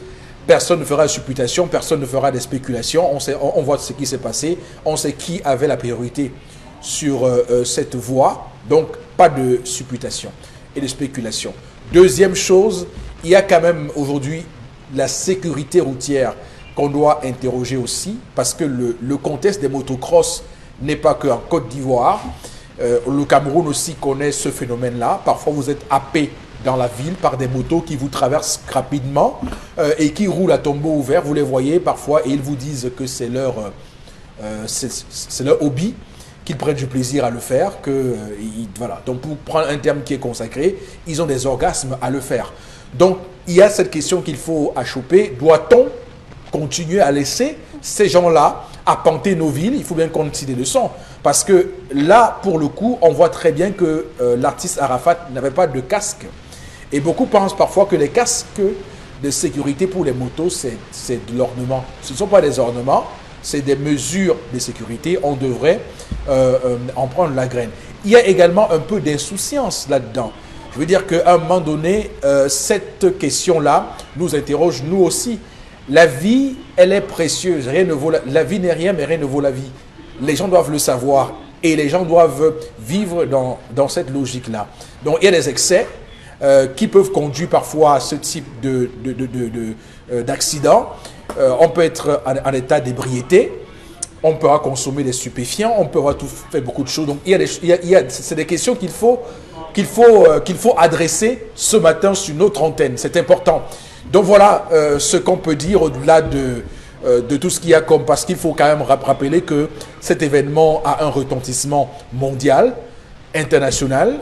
J'ai vu des hommes politiques aux États-Unis, en France, partout, qui ont rendu hommage à Didier Arafat. Sa chanson, la musique qu'il faisait n'est pas une musique, on va dire, toute génération. C'est une musique de jeunes, d'adolescents d'ailleurs. Mais on voit très bien que malgré ce fait-là, malgré qu'il ait une musique qui soit bloquée vers les adolescents, on voit très bien que son personnage ne laissait personne indifférent. Alors, je commence par vous, Boro Bengan, votre commentaire là-dessus. Bon, ça voudrait dire d'abord, à la votre suite, que les enfants ne sachent pas que leurs parents ne peuvent pas leur donner des conseils. Même quand ils sont jeunes, on leur dit, mais papa, ce n'est pas votre époque. Parce que ça veut dire quoi? Sa musique, notre génération ne la danse pas, mais notre génération peut interpréter et peut savoir comment elle peut l'orienter, c'est-à-dire les jeunes aujourd'hui, pour en faire un label international. Oui. Et l'autre chose, vous l'avez dit également, la Côte d'Ivoire a des autoroutes depuis 1987-88. Pratiquement, ce que vous appelez national numéro 3, Axe-Lourd n'était même pas encore terminé chez nous. Eux, ils avaient des autoroutes. Ça veut dire qu'en fait, eux, ils apprennent davantage par rapport aux choses qui se passent sur la rue d'accident, ainsi de suite, ainsi de suite. Ils apprennent un certain nombre de choses par rapport aux vidéos de surveillance que vous avez dit tout à l'heure. Ça veut dire quoi? Que la police, la gendarmerie ou bien la sécurité routière, comme on l'appelle chez nous, peut ne pas être là, mais il y a un dispositif qui permet de rétablir la vérité de ce qui s'est passé. L'autre chose, vous l'avez dit aussi, et nous l'avons dit ici, ceux qui font la conduite défensive, il y a un certain nombre de conseils qu'on donne. On adapte la vitesse par rapport à l'état de la route, mais surtout on dit également, la priorité n'élimine pas la prudence. On dit bien, la priorité n'élimine pas la prudence. La prudence, absolument. Voilà. Parce que beaucoup disent que la priorité, c'est moi qui passe avant. C'est moi, voilà. Vous savez, en plus du fait qu'il n'avait pas de casque, vous avez vu. Voilà comment le monde entier est meurtri par, je dirais, un petit geste d'inattention et tout le monde est meurtri aujourd'hui. Donc, nous voulons encore dire à tout le monde que la vie tient seulement sur un fil. Tient seulement sur un fil et il suffit 2-3 secondes, c'est fini. On ne parlera de vous qu'au passé. Donc, maintenant que nos autorités d'abord nous donnent des routes, et peut-être avec ces routes, pas peut-être, avec ces routes, on va ensemble commencer à organiser le reste, notre développement au sein de cette route-là. Mais l'autre chose aussi, vous l'avez évoqué un peu. Lui, c'est un artiste jeune qui vit de son art. Il peut se permettre d'acheter une grosse moto, ça veut dire qu'il n'a pas faim. Ou alors il n'avait pas faim et les gens de sa génération n'ont pas faim. Oui. Mais nos artistes, vous les avez vus dernièrement, Oui. ils disent qu'ils vont prendre un chèque de 300 francs que vous appelez droit On a d'auteur. reçu Essola Voilà. sur dimanche avec vous, dimanche dernier. Il nous a raconté sa misère, sa souffrance là. Voilà. Ça faisait mal. Voilà. C'est des stars, c'est vrai, il faut vivre, mais ils vivent en Côte d'Ivoire. Ça veut dire qu'ils ont des maisons de culture partout. Ici, il n'y en a pas, il n'en existe pas. Vous entendez parler de centre culturel camerounais, c'est où? celui de Bonanjo est pris par une église. Par une église de réveil. Et lui de Yaoundé, je ne sais pas où. Chalamel nous a amenés au palais. Il ne savait même pas s'il faut appeler ça ancien palais ou s'il faut appeler ça musée. Donc, il n'existe pas. C'est encore vous qui nous avez dit, peut-être Audrey, qu'on vient de construire une maison de quoi au Rwanda, ça à Kigali, voilà, ça de fait. Nous, c'est les images. Notre palais de sport, c'est ça qui nous sert de culture. Non, c'est de basketball, un stade de handball, ça s'écoule même déjà. Mais c'est là où on fait des concerts. C'est notre salle de concert. À Yopougon, c'est une salle de concert. Il ne vient pas au palais de sport, il y a un palais de culture. Donc, il y a beaucoup d'autres palais. Mais également, il existe au moins 4 CHU. Abidjan seul, je ne parle pas de la Côte d'Ivoire. Ici, Yaoundé, il n'en a plus parce que c'est qui tenait lieu de CHU là-bas. Au quartier Bélène voilà, il n'existe plus. Voilà, donc il y a des choses comme ça. Bon, c'est vrai, on est meurtri, mais je pense que nous devons quand même tirer des leçons en disant aux jeunes, oui, nous vous aimons, nous sommes vos parents, nous vous aimons, mais allez la vie mollo, mais à nos autorités politiques et administratives, de donner quand même un cadre où les citoyens peuvent s'épanouir, peuvent décider de faire la psycho, qui fait ce que vous appelez, comment on appelle ça, musique urbaine. Je ne sais pas qu'est-ce que ça veut dire, ce rythme-là. Mais au moins, ça mais de nous amener dans coller la petite et tout ça là. Il y a quand même une certaine dignité dans la musique. Ok. Chalamel. Alors, je veux dire, M. Eric Fopoussi, que de tout ce qui a été fait par tous les artistes, il y a la réplique d'un artiste, je pense bien, c'est Kérosène. Si ce n'est pas Kérosène, c'est Baby Philippe, je peux me tromper. Je n'ai pas accouru, qui a dit ce qui est arrivé à Jonathan est notre faute à nous. Arafat ou Jonathan? Ce qui est arrivé à Arafat, autant pour moi, excusez-moi, je suis perdu là. Ce qui est arrivé à Arafat est notre faute à nous. C'est nous les coupables parce que lorsqu'il a touché le fond, nous, personne d'entre nous n'était là pour le prendre. Vous savez qu'il y a eu une période où il y avait des clashs sérieux entre Arafat et tous les autres, Baby Philippe, de Bordeaux, Likoumfa, voilà, Serge Beno, voilà, je pense que c'est Serge Beno même qui a dû faire cette vidéo, là où il apprécie cette publication. Monsieur il faut pousser, il a touché le fond. À un moment donné, ces morceaux ne passaient plus. C'était d'autres artistes qui passaient, c'était Baby Philippe, c'était Serge Beno, Arel Chené. Et puis il ne manquait pas, M. Eric Fopoussi, de se l'envoyer. Il faut quand même reconnaître que Didi Arafat, c'est lui, il a créé un mouvement qui est resté, le Pangor aussi, c'est comme ça qu'on dit là. Le Pangor, voilà. Bien prononcé, monsieur. Le Pangor, oui, c'est le Pangor. C'est lui qui a créé ce rythme-là. Vous voyez les jeunes qui marchaient, Pangor, c'est qu'est-ce que tu entends? Ça avait pris, monsieur Eric Fopoussi. Je reste là. Au moins, on lui reconnaît ça. Aujourd'hui, il dit qu'il est le roi du coupé décalé. Bon, je ne vais pas rentrer dans ces polémiques parce que ça, c'était Douk Saga. On a reconnu ça à Douk Saga. Il a même dépassé les bonnes. Il a 12 600. 500 vols. Voilà. Donc, commandant Zambra, c'était lui. Donc, il faut dire qu'il a marqué son temps, il a marqué la jeunesse, il a marqué. Au niveau de l'économie, permettez-moi, il a créé un boom au niveau de l'économie. Oui. L'économie ivoirienne. C'est normal que Ahmed Bakayoko marque un temps pour lui rendre cet hommage. C'est lui qui l'a. Aujourd'hui, vous voyez le mix des DJ, le mix que les DJ font tous les dimanches dans certains coins. Ils font l'animation, les gars prennent le micro, les gens sont en train de boire, ils font la tête à coup. C'est lui, monsieur, il faut qu'il lance ça dans la rue Princesse, où il dit j'arrête d'aller chanter dans les boîtes de nuit, j'arrête d'aller chanter. Maintenant, je vais être le gars qui est proche du peuple. Il va dans les petits maquis, il prend le micro, il commence le président chinois. Voilà.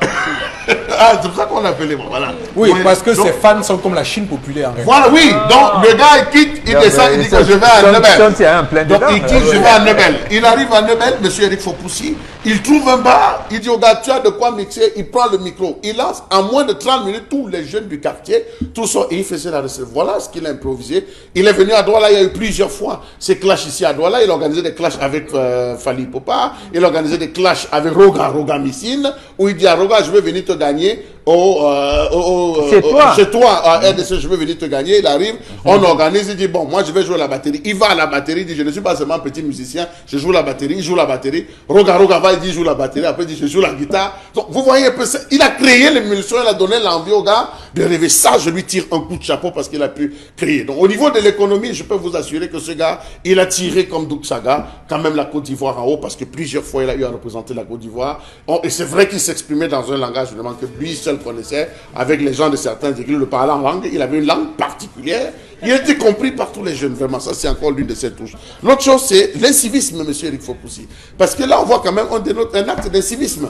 D'où vient-il que des gens vont utiliser Futilista, des motards, des motos d'un certain calibre, M. Eric Fopoussi? Aujourd'hui, vous avez des gens, vous êtes en train de circuler. Vous avez des gars qui ont des phares, un genre de phare que moi, je n'ai jamais vu, M. Eric Fopoussi. Quand il vous met le plein phare, vous entrez en brousse. En brousse. Des phares hors normes. On a des gens qui roulent avec des phares hors normes. Et ils appellent ça un phare laser. Ou c'est les phares laser, ou c'est phare, je ne connais pas où c'est le laser. Donc quand vous avez avec une vitesse. Avec une vitesse. Comme s'ils sont coactionnaires voilà, de Dieu. De Dieu. Sur la création. Vous voyez des gens, quand ils arrivent à un moment donné, ils lèvent la moto. Ils tournent à un carrefour. Les policiers sont là, ils me les applaudissent. Non, mais vous parlez de quoi? Non, mais ils ont un système qu'ils font là. Ils font, quand ils vont au virage, ils font ça, ils mettent le pied, voilà. Ils penchent les pieds comme ça là. Voilà. Et ils ont toute la combinaison. Donc j'estime que je reconnais en Arafat quelqu'un qui n'a jamais aimé les voitures.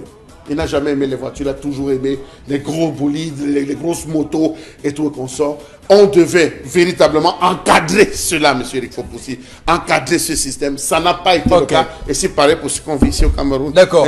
Alors, vous êtes également, je vous parle de vous parce que vous savez pas, je vous pose cette question, vous êtes également dans le complot que les gens veulent commencer à faire. Oui, monsieur. Les 33 ans, oui. Tout ça là. Monsieur Eric des pactes signés, des sectes. On ne va pas s'éloigner de ça. Ben, est-ce que c'est vrai ça? Si on s'éloigne de ça, on n'est plus africain, monsieur Eric Fopoussi. L'Afrique n'est pas faite pour perdre ses enfants avant 102 ans. L'Afrique n'est pas faite pour perdre un enfant avant 102 ans. Tout le monde est interrogé en Afrique. C'est un bébé qui est là. C'est un enfant. C'est un enfant. Oui, monsieur Eric Fopoussi. C'est un enfant. Il n'y a pas de mort gratuite. Qu'on arrête de dire que vous commencez avec vos choses des Africains. Non, on s'interroge. Qu'est-ce qui est arrivé? Pourquoi il est tombé? Comment il a pris cet acte? Il faut se poser. Quand vous parcourez maintenant la toile, vous avez des gens qui ont dit, c'est vrai qu'on dit qu'ils ont antidaté, mais vous avez des gens qui ont annoncé que Arafat, il faut aller déposer. Arafat, il faut aller remettre. Arafat, il faut aller remettre quoi? Là, je sais, c'est sa famille. Je ne peux pas donner du quitus à ça ou donner l'accorder du crédit. Mais sur ses doigts, on voyait les têtes de mort là, en termes de bac. Ça signifie quoi tout ça? Non, monsieur Eric Fopoussi, attention. Il y a les têtes de mort. Vous savez que les hooligans, par exemple, les hooligans ont une tenue particulière. Oui. Ils ont une tenue là où il faut se tatouer absolument le nombre, la tête de mort au niveau de l'épaule droit. Lorsque vous allez en Russie, quand vous représentez une vierge, la vierge sur le dos, ça suppose que vous avez été condamné, monsieur Eric Fopoussi. Vous avez frôlé la condamnation à mort. Vous avez passé plus de 10 à 15 ans. Lorsque vous faites une croix au niveau du cœur, dans la prison de Russie, quand vous faites une croix sur le cœur, vous avez été condamné à plus de 25 ans de prison. C'est pour ceux qui ont eu à violer des femmes. Donc, chaque tatouage dans la zone de prison de Russie correspond à une peine précise. Donc, il faut dire que on ne peut pas s'éloigner de là. Nous avons d'autres personnes qui ont fait allégeance, permettez-moi de le dire, à certains cercles ésotériques. Vous allez vous rendre compte qu'il y a des artistes particuliers qui ont certains types de bagues. Ils appartiennent à une loge bien précise, à un cercle bien précis, et ils font leur futurie ensemble, et c'est respecté. Chaque instrument, chaque bague, chaque truc a une représentation, a un symbole qui renvoie à une symbolique, et la symbolique qui renvoie à un symbolisme. Donc toute personne qui porte ce type d'objet, rassurez-vous, il sait là où il est. Il faut juste le suivre dans sa façon de faire. Est-ce que Didier Arafat appartenait donc à ça? C'est un point d'interrogation. Mais les publications des WhatsApp, voilà, c'est DHD, voilà justement ça, DHD qui a fait cette publication. On a ressorti, M. Eric Fopoussi, certaines conversations qu'il avait eues avec sa maman. Sa marraine qu'on appelait maman Camille, sa marraine, on a ressorti certaines conversations WhatsApp. Est-ce que c'est truqué? Est-ce que c'est truffé? Dans tous les cas, chacun sait comment il accède à la gloire. Alors, vous nous faites un peu peur quand même. Non, avec ces choses surnaturelles, je vous en prie. Vous étouffez notre côté rationnel. Alors, Dominique Audrey. À part le fait qu'on est ému par sa mort, j'ai envie de dire qu'au Cameroun, on doit prendre exemple Je sais que les caméras de vidéosurveillance, entre guillemets, sont dans les centres-villes. Il faudrait qu'on étende un peu le réseau pour pouvoir avoir, comme Bomboka dit, dans le centre-ville, où ça? Dans quel centre-ville? À la poste centrale. Vous pensez que ça fonctionne? Vous pensez Bon, il faudrait... Mais nous, on voit quand même les Dominique, objectifs. lorsque vous arrivez sans publicité au niveau de coiffe, il y a un truc là, il y a un truc de surveillance. Si un gars vous arrache là, Oui. il vous arrache là le sac, il entre par la rue du marché, nous derrière la caméra, là va voir quoi. Par exemple. Donc ça veut dire que c'est comme ça. Vraiment, il faudrait Je veux qu'on... dire que quand vous comparez les choses avec le Cameroun... Non, je veux dire... soyez prudente. Non, c'était pas une comparaison. C'était pour Oui. dire qu'il faudrait qu'on ait ce mode de fonctionnement-là, qu'on multiplie de vraies caméras de surveillance qui fonctionnent, qui puissent balayer tous les angles de vue. Je crois que c'est comme ça qu'on dit en bon français. Et maintenant, pour les gros motards qu'on a ici, on n'a pas de route pour ça. Vous ne pouvez pas venir conduire ce genre d'engin ici. Attendez au moins que les chantiers de Yassa, par exemple, se terminent. Non, au Cameroun, c'est du pantouflisme, ça. D'accord. Alors maintenant, c'est du pantouflisme. On va aller rapidement. Vous savez qu'il y a des autorités de la ville, des principales villes, même à Yaoundé, qui sont des amateurs de grosses motos. Des ministres même, qui sont des amateurs de grosses motos. Mais qu'ils fassent alors les routes. Non, mais c'est justement ce qui est quand même étrange. Vous avez des ministres là. Et des vieux. Des vieux. Vous voyez, sur la moto, ils ont des motos. Même ils ont Il y a des groupes de motards L'adrénaline. nombreux. J'en connais des groupes de motards. Même à l'époque, on m'a demandé d'adhérer à un groupe de gros motards. Ils allaient en acheter pour oui, vous. que moi, je ne suis pas un amateur de sensations fortes. sensations. Donc, vraiment, déjà, ma vie en elle-même est une sensation. Fais-les. S'il faut encore crier, là, c'est grave. On va continuer rapidement, Karine. On va parler. Rapidement, parce qu'on n'a plus le temps. Cette absence d'électricité dans la ville de Yaoundé depuis mercredi dernier, les populations de Yaoundé, une partie, c'est peut-être 25% de la ville, dans le noir, depuis Ngoaekele jusqu'à Sam, là-bas. Le ministre d'État et de l'Énergie, M. Gaston Elundu Essomba, a produit un communiqué dans lequel il essayait de rassurer les populations de ce côté, la reprise des clients précédemment alimentés par le poste victime de cet incendie par des postes voisins, notamment ceux de Kandengui et de Mbousso. De toutes les façons, le communiqué du ministre arrive plusieurs jours après, c'est-à-dire que dimanche, le 11, après que les populations de cette ville aient passé déjà 4 jours dans le noir, encore dans la capitale politique. Alors, bon, regarde juste un mot, hein, vraiment en 45 Non, c'est secondes. des incongruités, M. Fopo-Sinego. Oui. D'abord, Eneo vient faire quoi pour signer ces communiqués? Il faut laisser Sonatrel assumer l'entière responsabilité parce qu'il s'agit là du transport de l'électrique. Apparemment, vous avez une entreprise au Cameroun qui s'occupe du transport. Très bien. Autre chose, ce même gars a eu le même incident en 2011. Qu'est-ce qui s'était passé? Pourquoi le même arrive? Le D'accord. même incident arrive. Ça veut dire qu'il y a comment je vais dire ça? Un problème de maintenance. Oui, de l'inertie ou de l'abandon des choses. Donc, cette entreprise-là, Ok. peut-être faut la supprimer. Ok, Chalamel, rapidement. Hein. Alors, M. Likfopoussi, lorsqu'il y a une panne qui survient dans un quartier, je prends un quartier X comme Bepanda, que les populations appellent, on envoie un sous-traitant aller confirmer. Lorsque Oui. le sous-traitant confirme qu'effectivement il y a une panne, on essaie de procéder à une tentative de raccordement. Si vous ne réussissez pas, on va envoyer une autre équipe qui va venir évaluer et faire un diagnostic. Celui va faire le diagnostic, on va renvoyer à Koumassi. Koumassi va récupérer, étudier, envoyer à Yaoundé. C'est comme ça qu'ils font. Ça va marcher comme ça. Il y a plusieurs postaux, il faut qu'on signe, il faut qu'on valide. Vous pouvez faire une semaine. C'est cette lenteur dans les procédures. Il y a le matériel. Est-ce que c'est le matériel qui manque? Il y a du matériel. Ils peuvent le faire, mais c'est les longues procédures qui entourent la maintenance. C'est Sonatrel. En Si tout cas, Sonatrel ne peut pas. Ce que j'apprends, c'est que qu'ils assument. la réparation de ce poste transformateur fera 3 à 6 mois, soyons précis. 3 à 6 mois. Ça, c'est votre information, parce que Oui. c'est pas dans le communiqué. C'est un communiqué. Là, le je dis. communiqué. 6 mois. 3 à 6 mois. Il n'y a pas d'autre Pourquoi vous façon. laissez sur 6 mois? Ça fait 3 mois aussi. 6 mois, monsieur. Le même poste a C'est été mis en 2011. Le même incident a eu lieu. D'accord. Qu'est-ce qu'ils ont fait Ok, de mesures? on va terminer rapidement, Karine, sur cette revue des réseaux sociaux. Je vous en prie. Dernier sujet, 6 milliards de francs CFA pour la construction de Kigali Arena au Rwanda, l'équivalent du palais des sports de Warda à Yaoundé, durée de construction 6 mois, 10 000 places. capable de contenir des rencontres sportives comme le tennis, basketball, volleyball, handball, salle de spectacle de réception, 13 cafétérias et restaurants, puis un centre de remise en forme en comparaison au Palais des Sports de Yaoundé à 5263 places assises. Coût des travaux élevé à 11 milliards 200 millions de francs CFA, 7 ans de construction, soit de 2001 à 2008. Alors, je dois dire que je ne vois aucune image du président rwandais dans cette salle. Il est à l'intérieur. Oui, il est à l'intérieur, mais mais je vous ne l'avez vois pas sa Son photo comme effigie. on avait fait avec le président camerounais sur tout. Je veux dire qu'ils ont fait ça de manière à ce que on se demandait ce qu'on voulait nous montrer. C'est quand même terrible, c'est grave. D'abord, le délai, 6 mois seulement pour construire ça. Ça veut dire qu'au Cameroun, si on veut, on peut. Première chose. Et comme on ne veut pas, là. On ne veut pas. Ça veut dire si on veut, on peut. Deuxième élément, le montant, le coût. Ils ont un coût 2 fois moins que le coût du palais des sports de Ouada à Yaoundé. Un rendu meilleur. Alors que c'est plus grand en nombre de places Plus beau. que celui de Yaoundé. Donc on a 10 000 et 5 000 places. Vous voyez?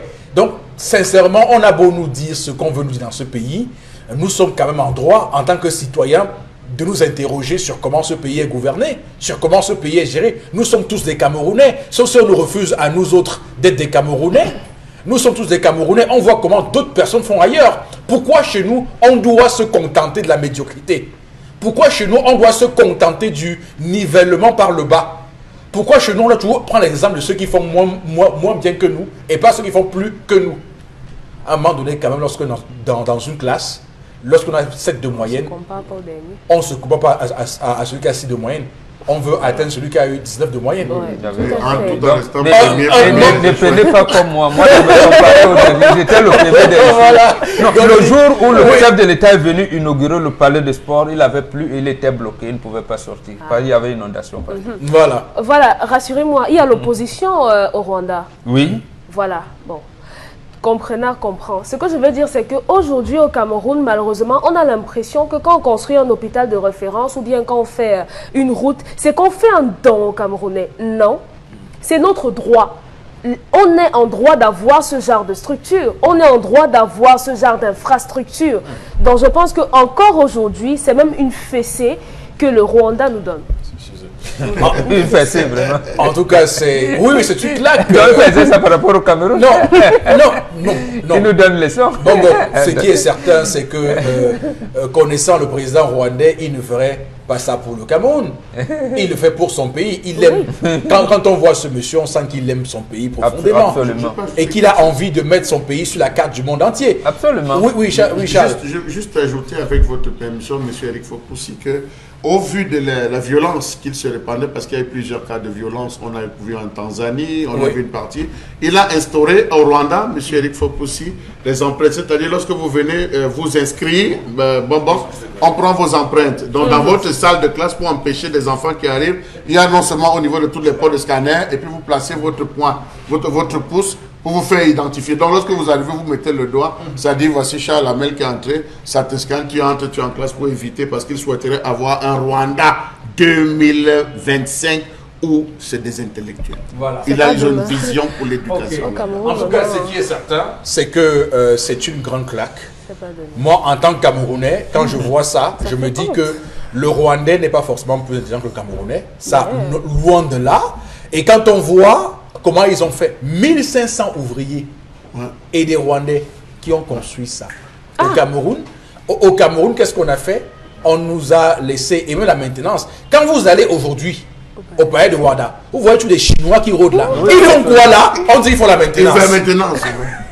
Vous savez que Alors que ça chouine partout. lorsque vous passez là devant, vous avez le pylône là, le petit pylône là. C'était un peu descendu. Donc on a dit aux Chinois, ne vous éloignez pas. Dès que ça descend, vous enlevez 2 planches, vous reflatez. Je vous dis que, et ces gens, je ne sais pas qui négocie nos contrats avec ces gens-là. Il me semble qu'il y a même une fois eu, c'était au palais des congrès de Yaoundé, il y a eu une panne. Et sur la notice, la notice était Était en chinois. Il a fallu qu'on dépêche un chinois pour venir lire ce qui... interprète, Mais j'ai dit, mais c'est Ah pas ouais, possible. 200 On ne peut pas faire un ouvrage au Cameroun. 200 000, Oh oui, préciser des coûts d'interprétation. Voilà, voilà, malheureusement. Allez, on va tout de suite vous remercier, Karine, pour cette revue très riche. On va basculer avec l'IUC. On regarde ça et on revient. Avant de regarder cela, puisqu'on nous signale évidemment qu'on va tout de suite le prendre, Alex Ndoumbe est avec nous ce matin. Bonjour. Bonjour. Alors, est-ce que vous pouvez nous présenter ces lauréats qui vous accompagnent ce matin? Merci, monsieur Foupossi. Déjà, savoir l'Institut universitaire de la Côte Ancien ISTDI, cet établissement qu'on ne présente plus. Et nous sommes aujourd'hui avec nos téléspectateurs et vous, bien sûr, pour vous présenter une partie de la pluie des lauréats que nous avons eu cette année académique, les lauréats du cycle BTS. Et sachez aussi que IUC, depuis plus de 4-5 ans maintenant, est passé dans le dynamisme du bilinguisme du Cameroun. D'accord. On va prendre leurs impressions. Donc, comme ceux qui étaient parmi les meilleurs sur le plan national, chaque vice-major va prendre la parole pour donner ses impressions. Très important. Très, très important. Vous passez le micro, hein, chacun se le passe. Allez-y. Bonjour, chers téléspectateurs. Moi, c'est Tsaké Mervik, vice-major national en maintenance industrielle et productive à l'Institut universitaire de la Côte. Être vice-major, c'est vraiment, je ressens vraiment une joie immense, quoi. Une joie immense, et je suis très fier, vu que ça n'a pas du tout été facile, mais on a vraiment travaillé à fond pour pouvoir... Allez-y rapidement, on passe le micro à l'autre vice-major. Bonjour, chers téléspectateurs. Moi, c'est l'étudiant Dassanoutan Osé Bertrand, étudiant en mécatronique. Être vice-major, pour moi, c'est vraiment un sentiment de fierté. C'est le résultat de beaucoup de travail abattu tout au long de ces 2 dernières années. D'accord. Bonjour, chers téléspectateurs. Moi, c'est l'étudiant Gugan Raoul Nidol, en fond et climatisation à l'Institut universitaire de la Côte. Bon, comme impression pour moi, je ressens une impression de joie, de fierté, car cela n'a pas été facile d'arriver à ce niveau. Et il a fallu beaucoup de travail et de discipline pour arriver à ce stage. D'accord. Vous gardez le micro. Hein. Comment vous jugez votre formation reçue? Bon, la formation reçue à l'UIC, je la juge très efficace. Car nous avons des encadreurs toujours à notre disposition qui nous suivent tout le long de notre cursus scolaire et des laboratoires hautement équipés à l'Institut universitaire de la Côte pour pouvoir mieux pratiquer en salle de pratique. D'accord. Vous passez le micro à votre camarade. Rapidement, comment vous jugez la formation reçue? La formation reçue à l'Institut universitaire de la Côte est une formation vraiment productive.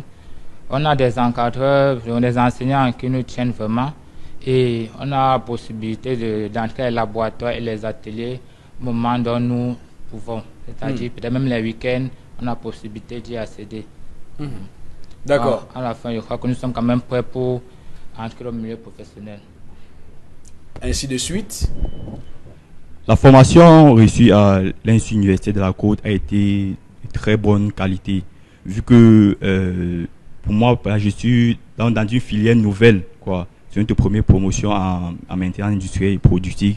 Ça n'a pas du tout été facile, mais avec le soutien de nos encadreurs qualifiés et avec les laboratoires hautement équipés et avec le travail, probablement avec mes camarades, nous sommes battus et on a bravé pour atteindre ces objectifs. D'accord. Vous gardez la parole. Un mot à l'endroit de ceux qui vous écoutent ce matin. En tant que vice-major, qu'est-ce que vous leur dites?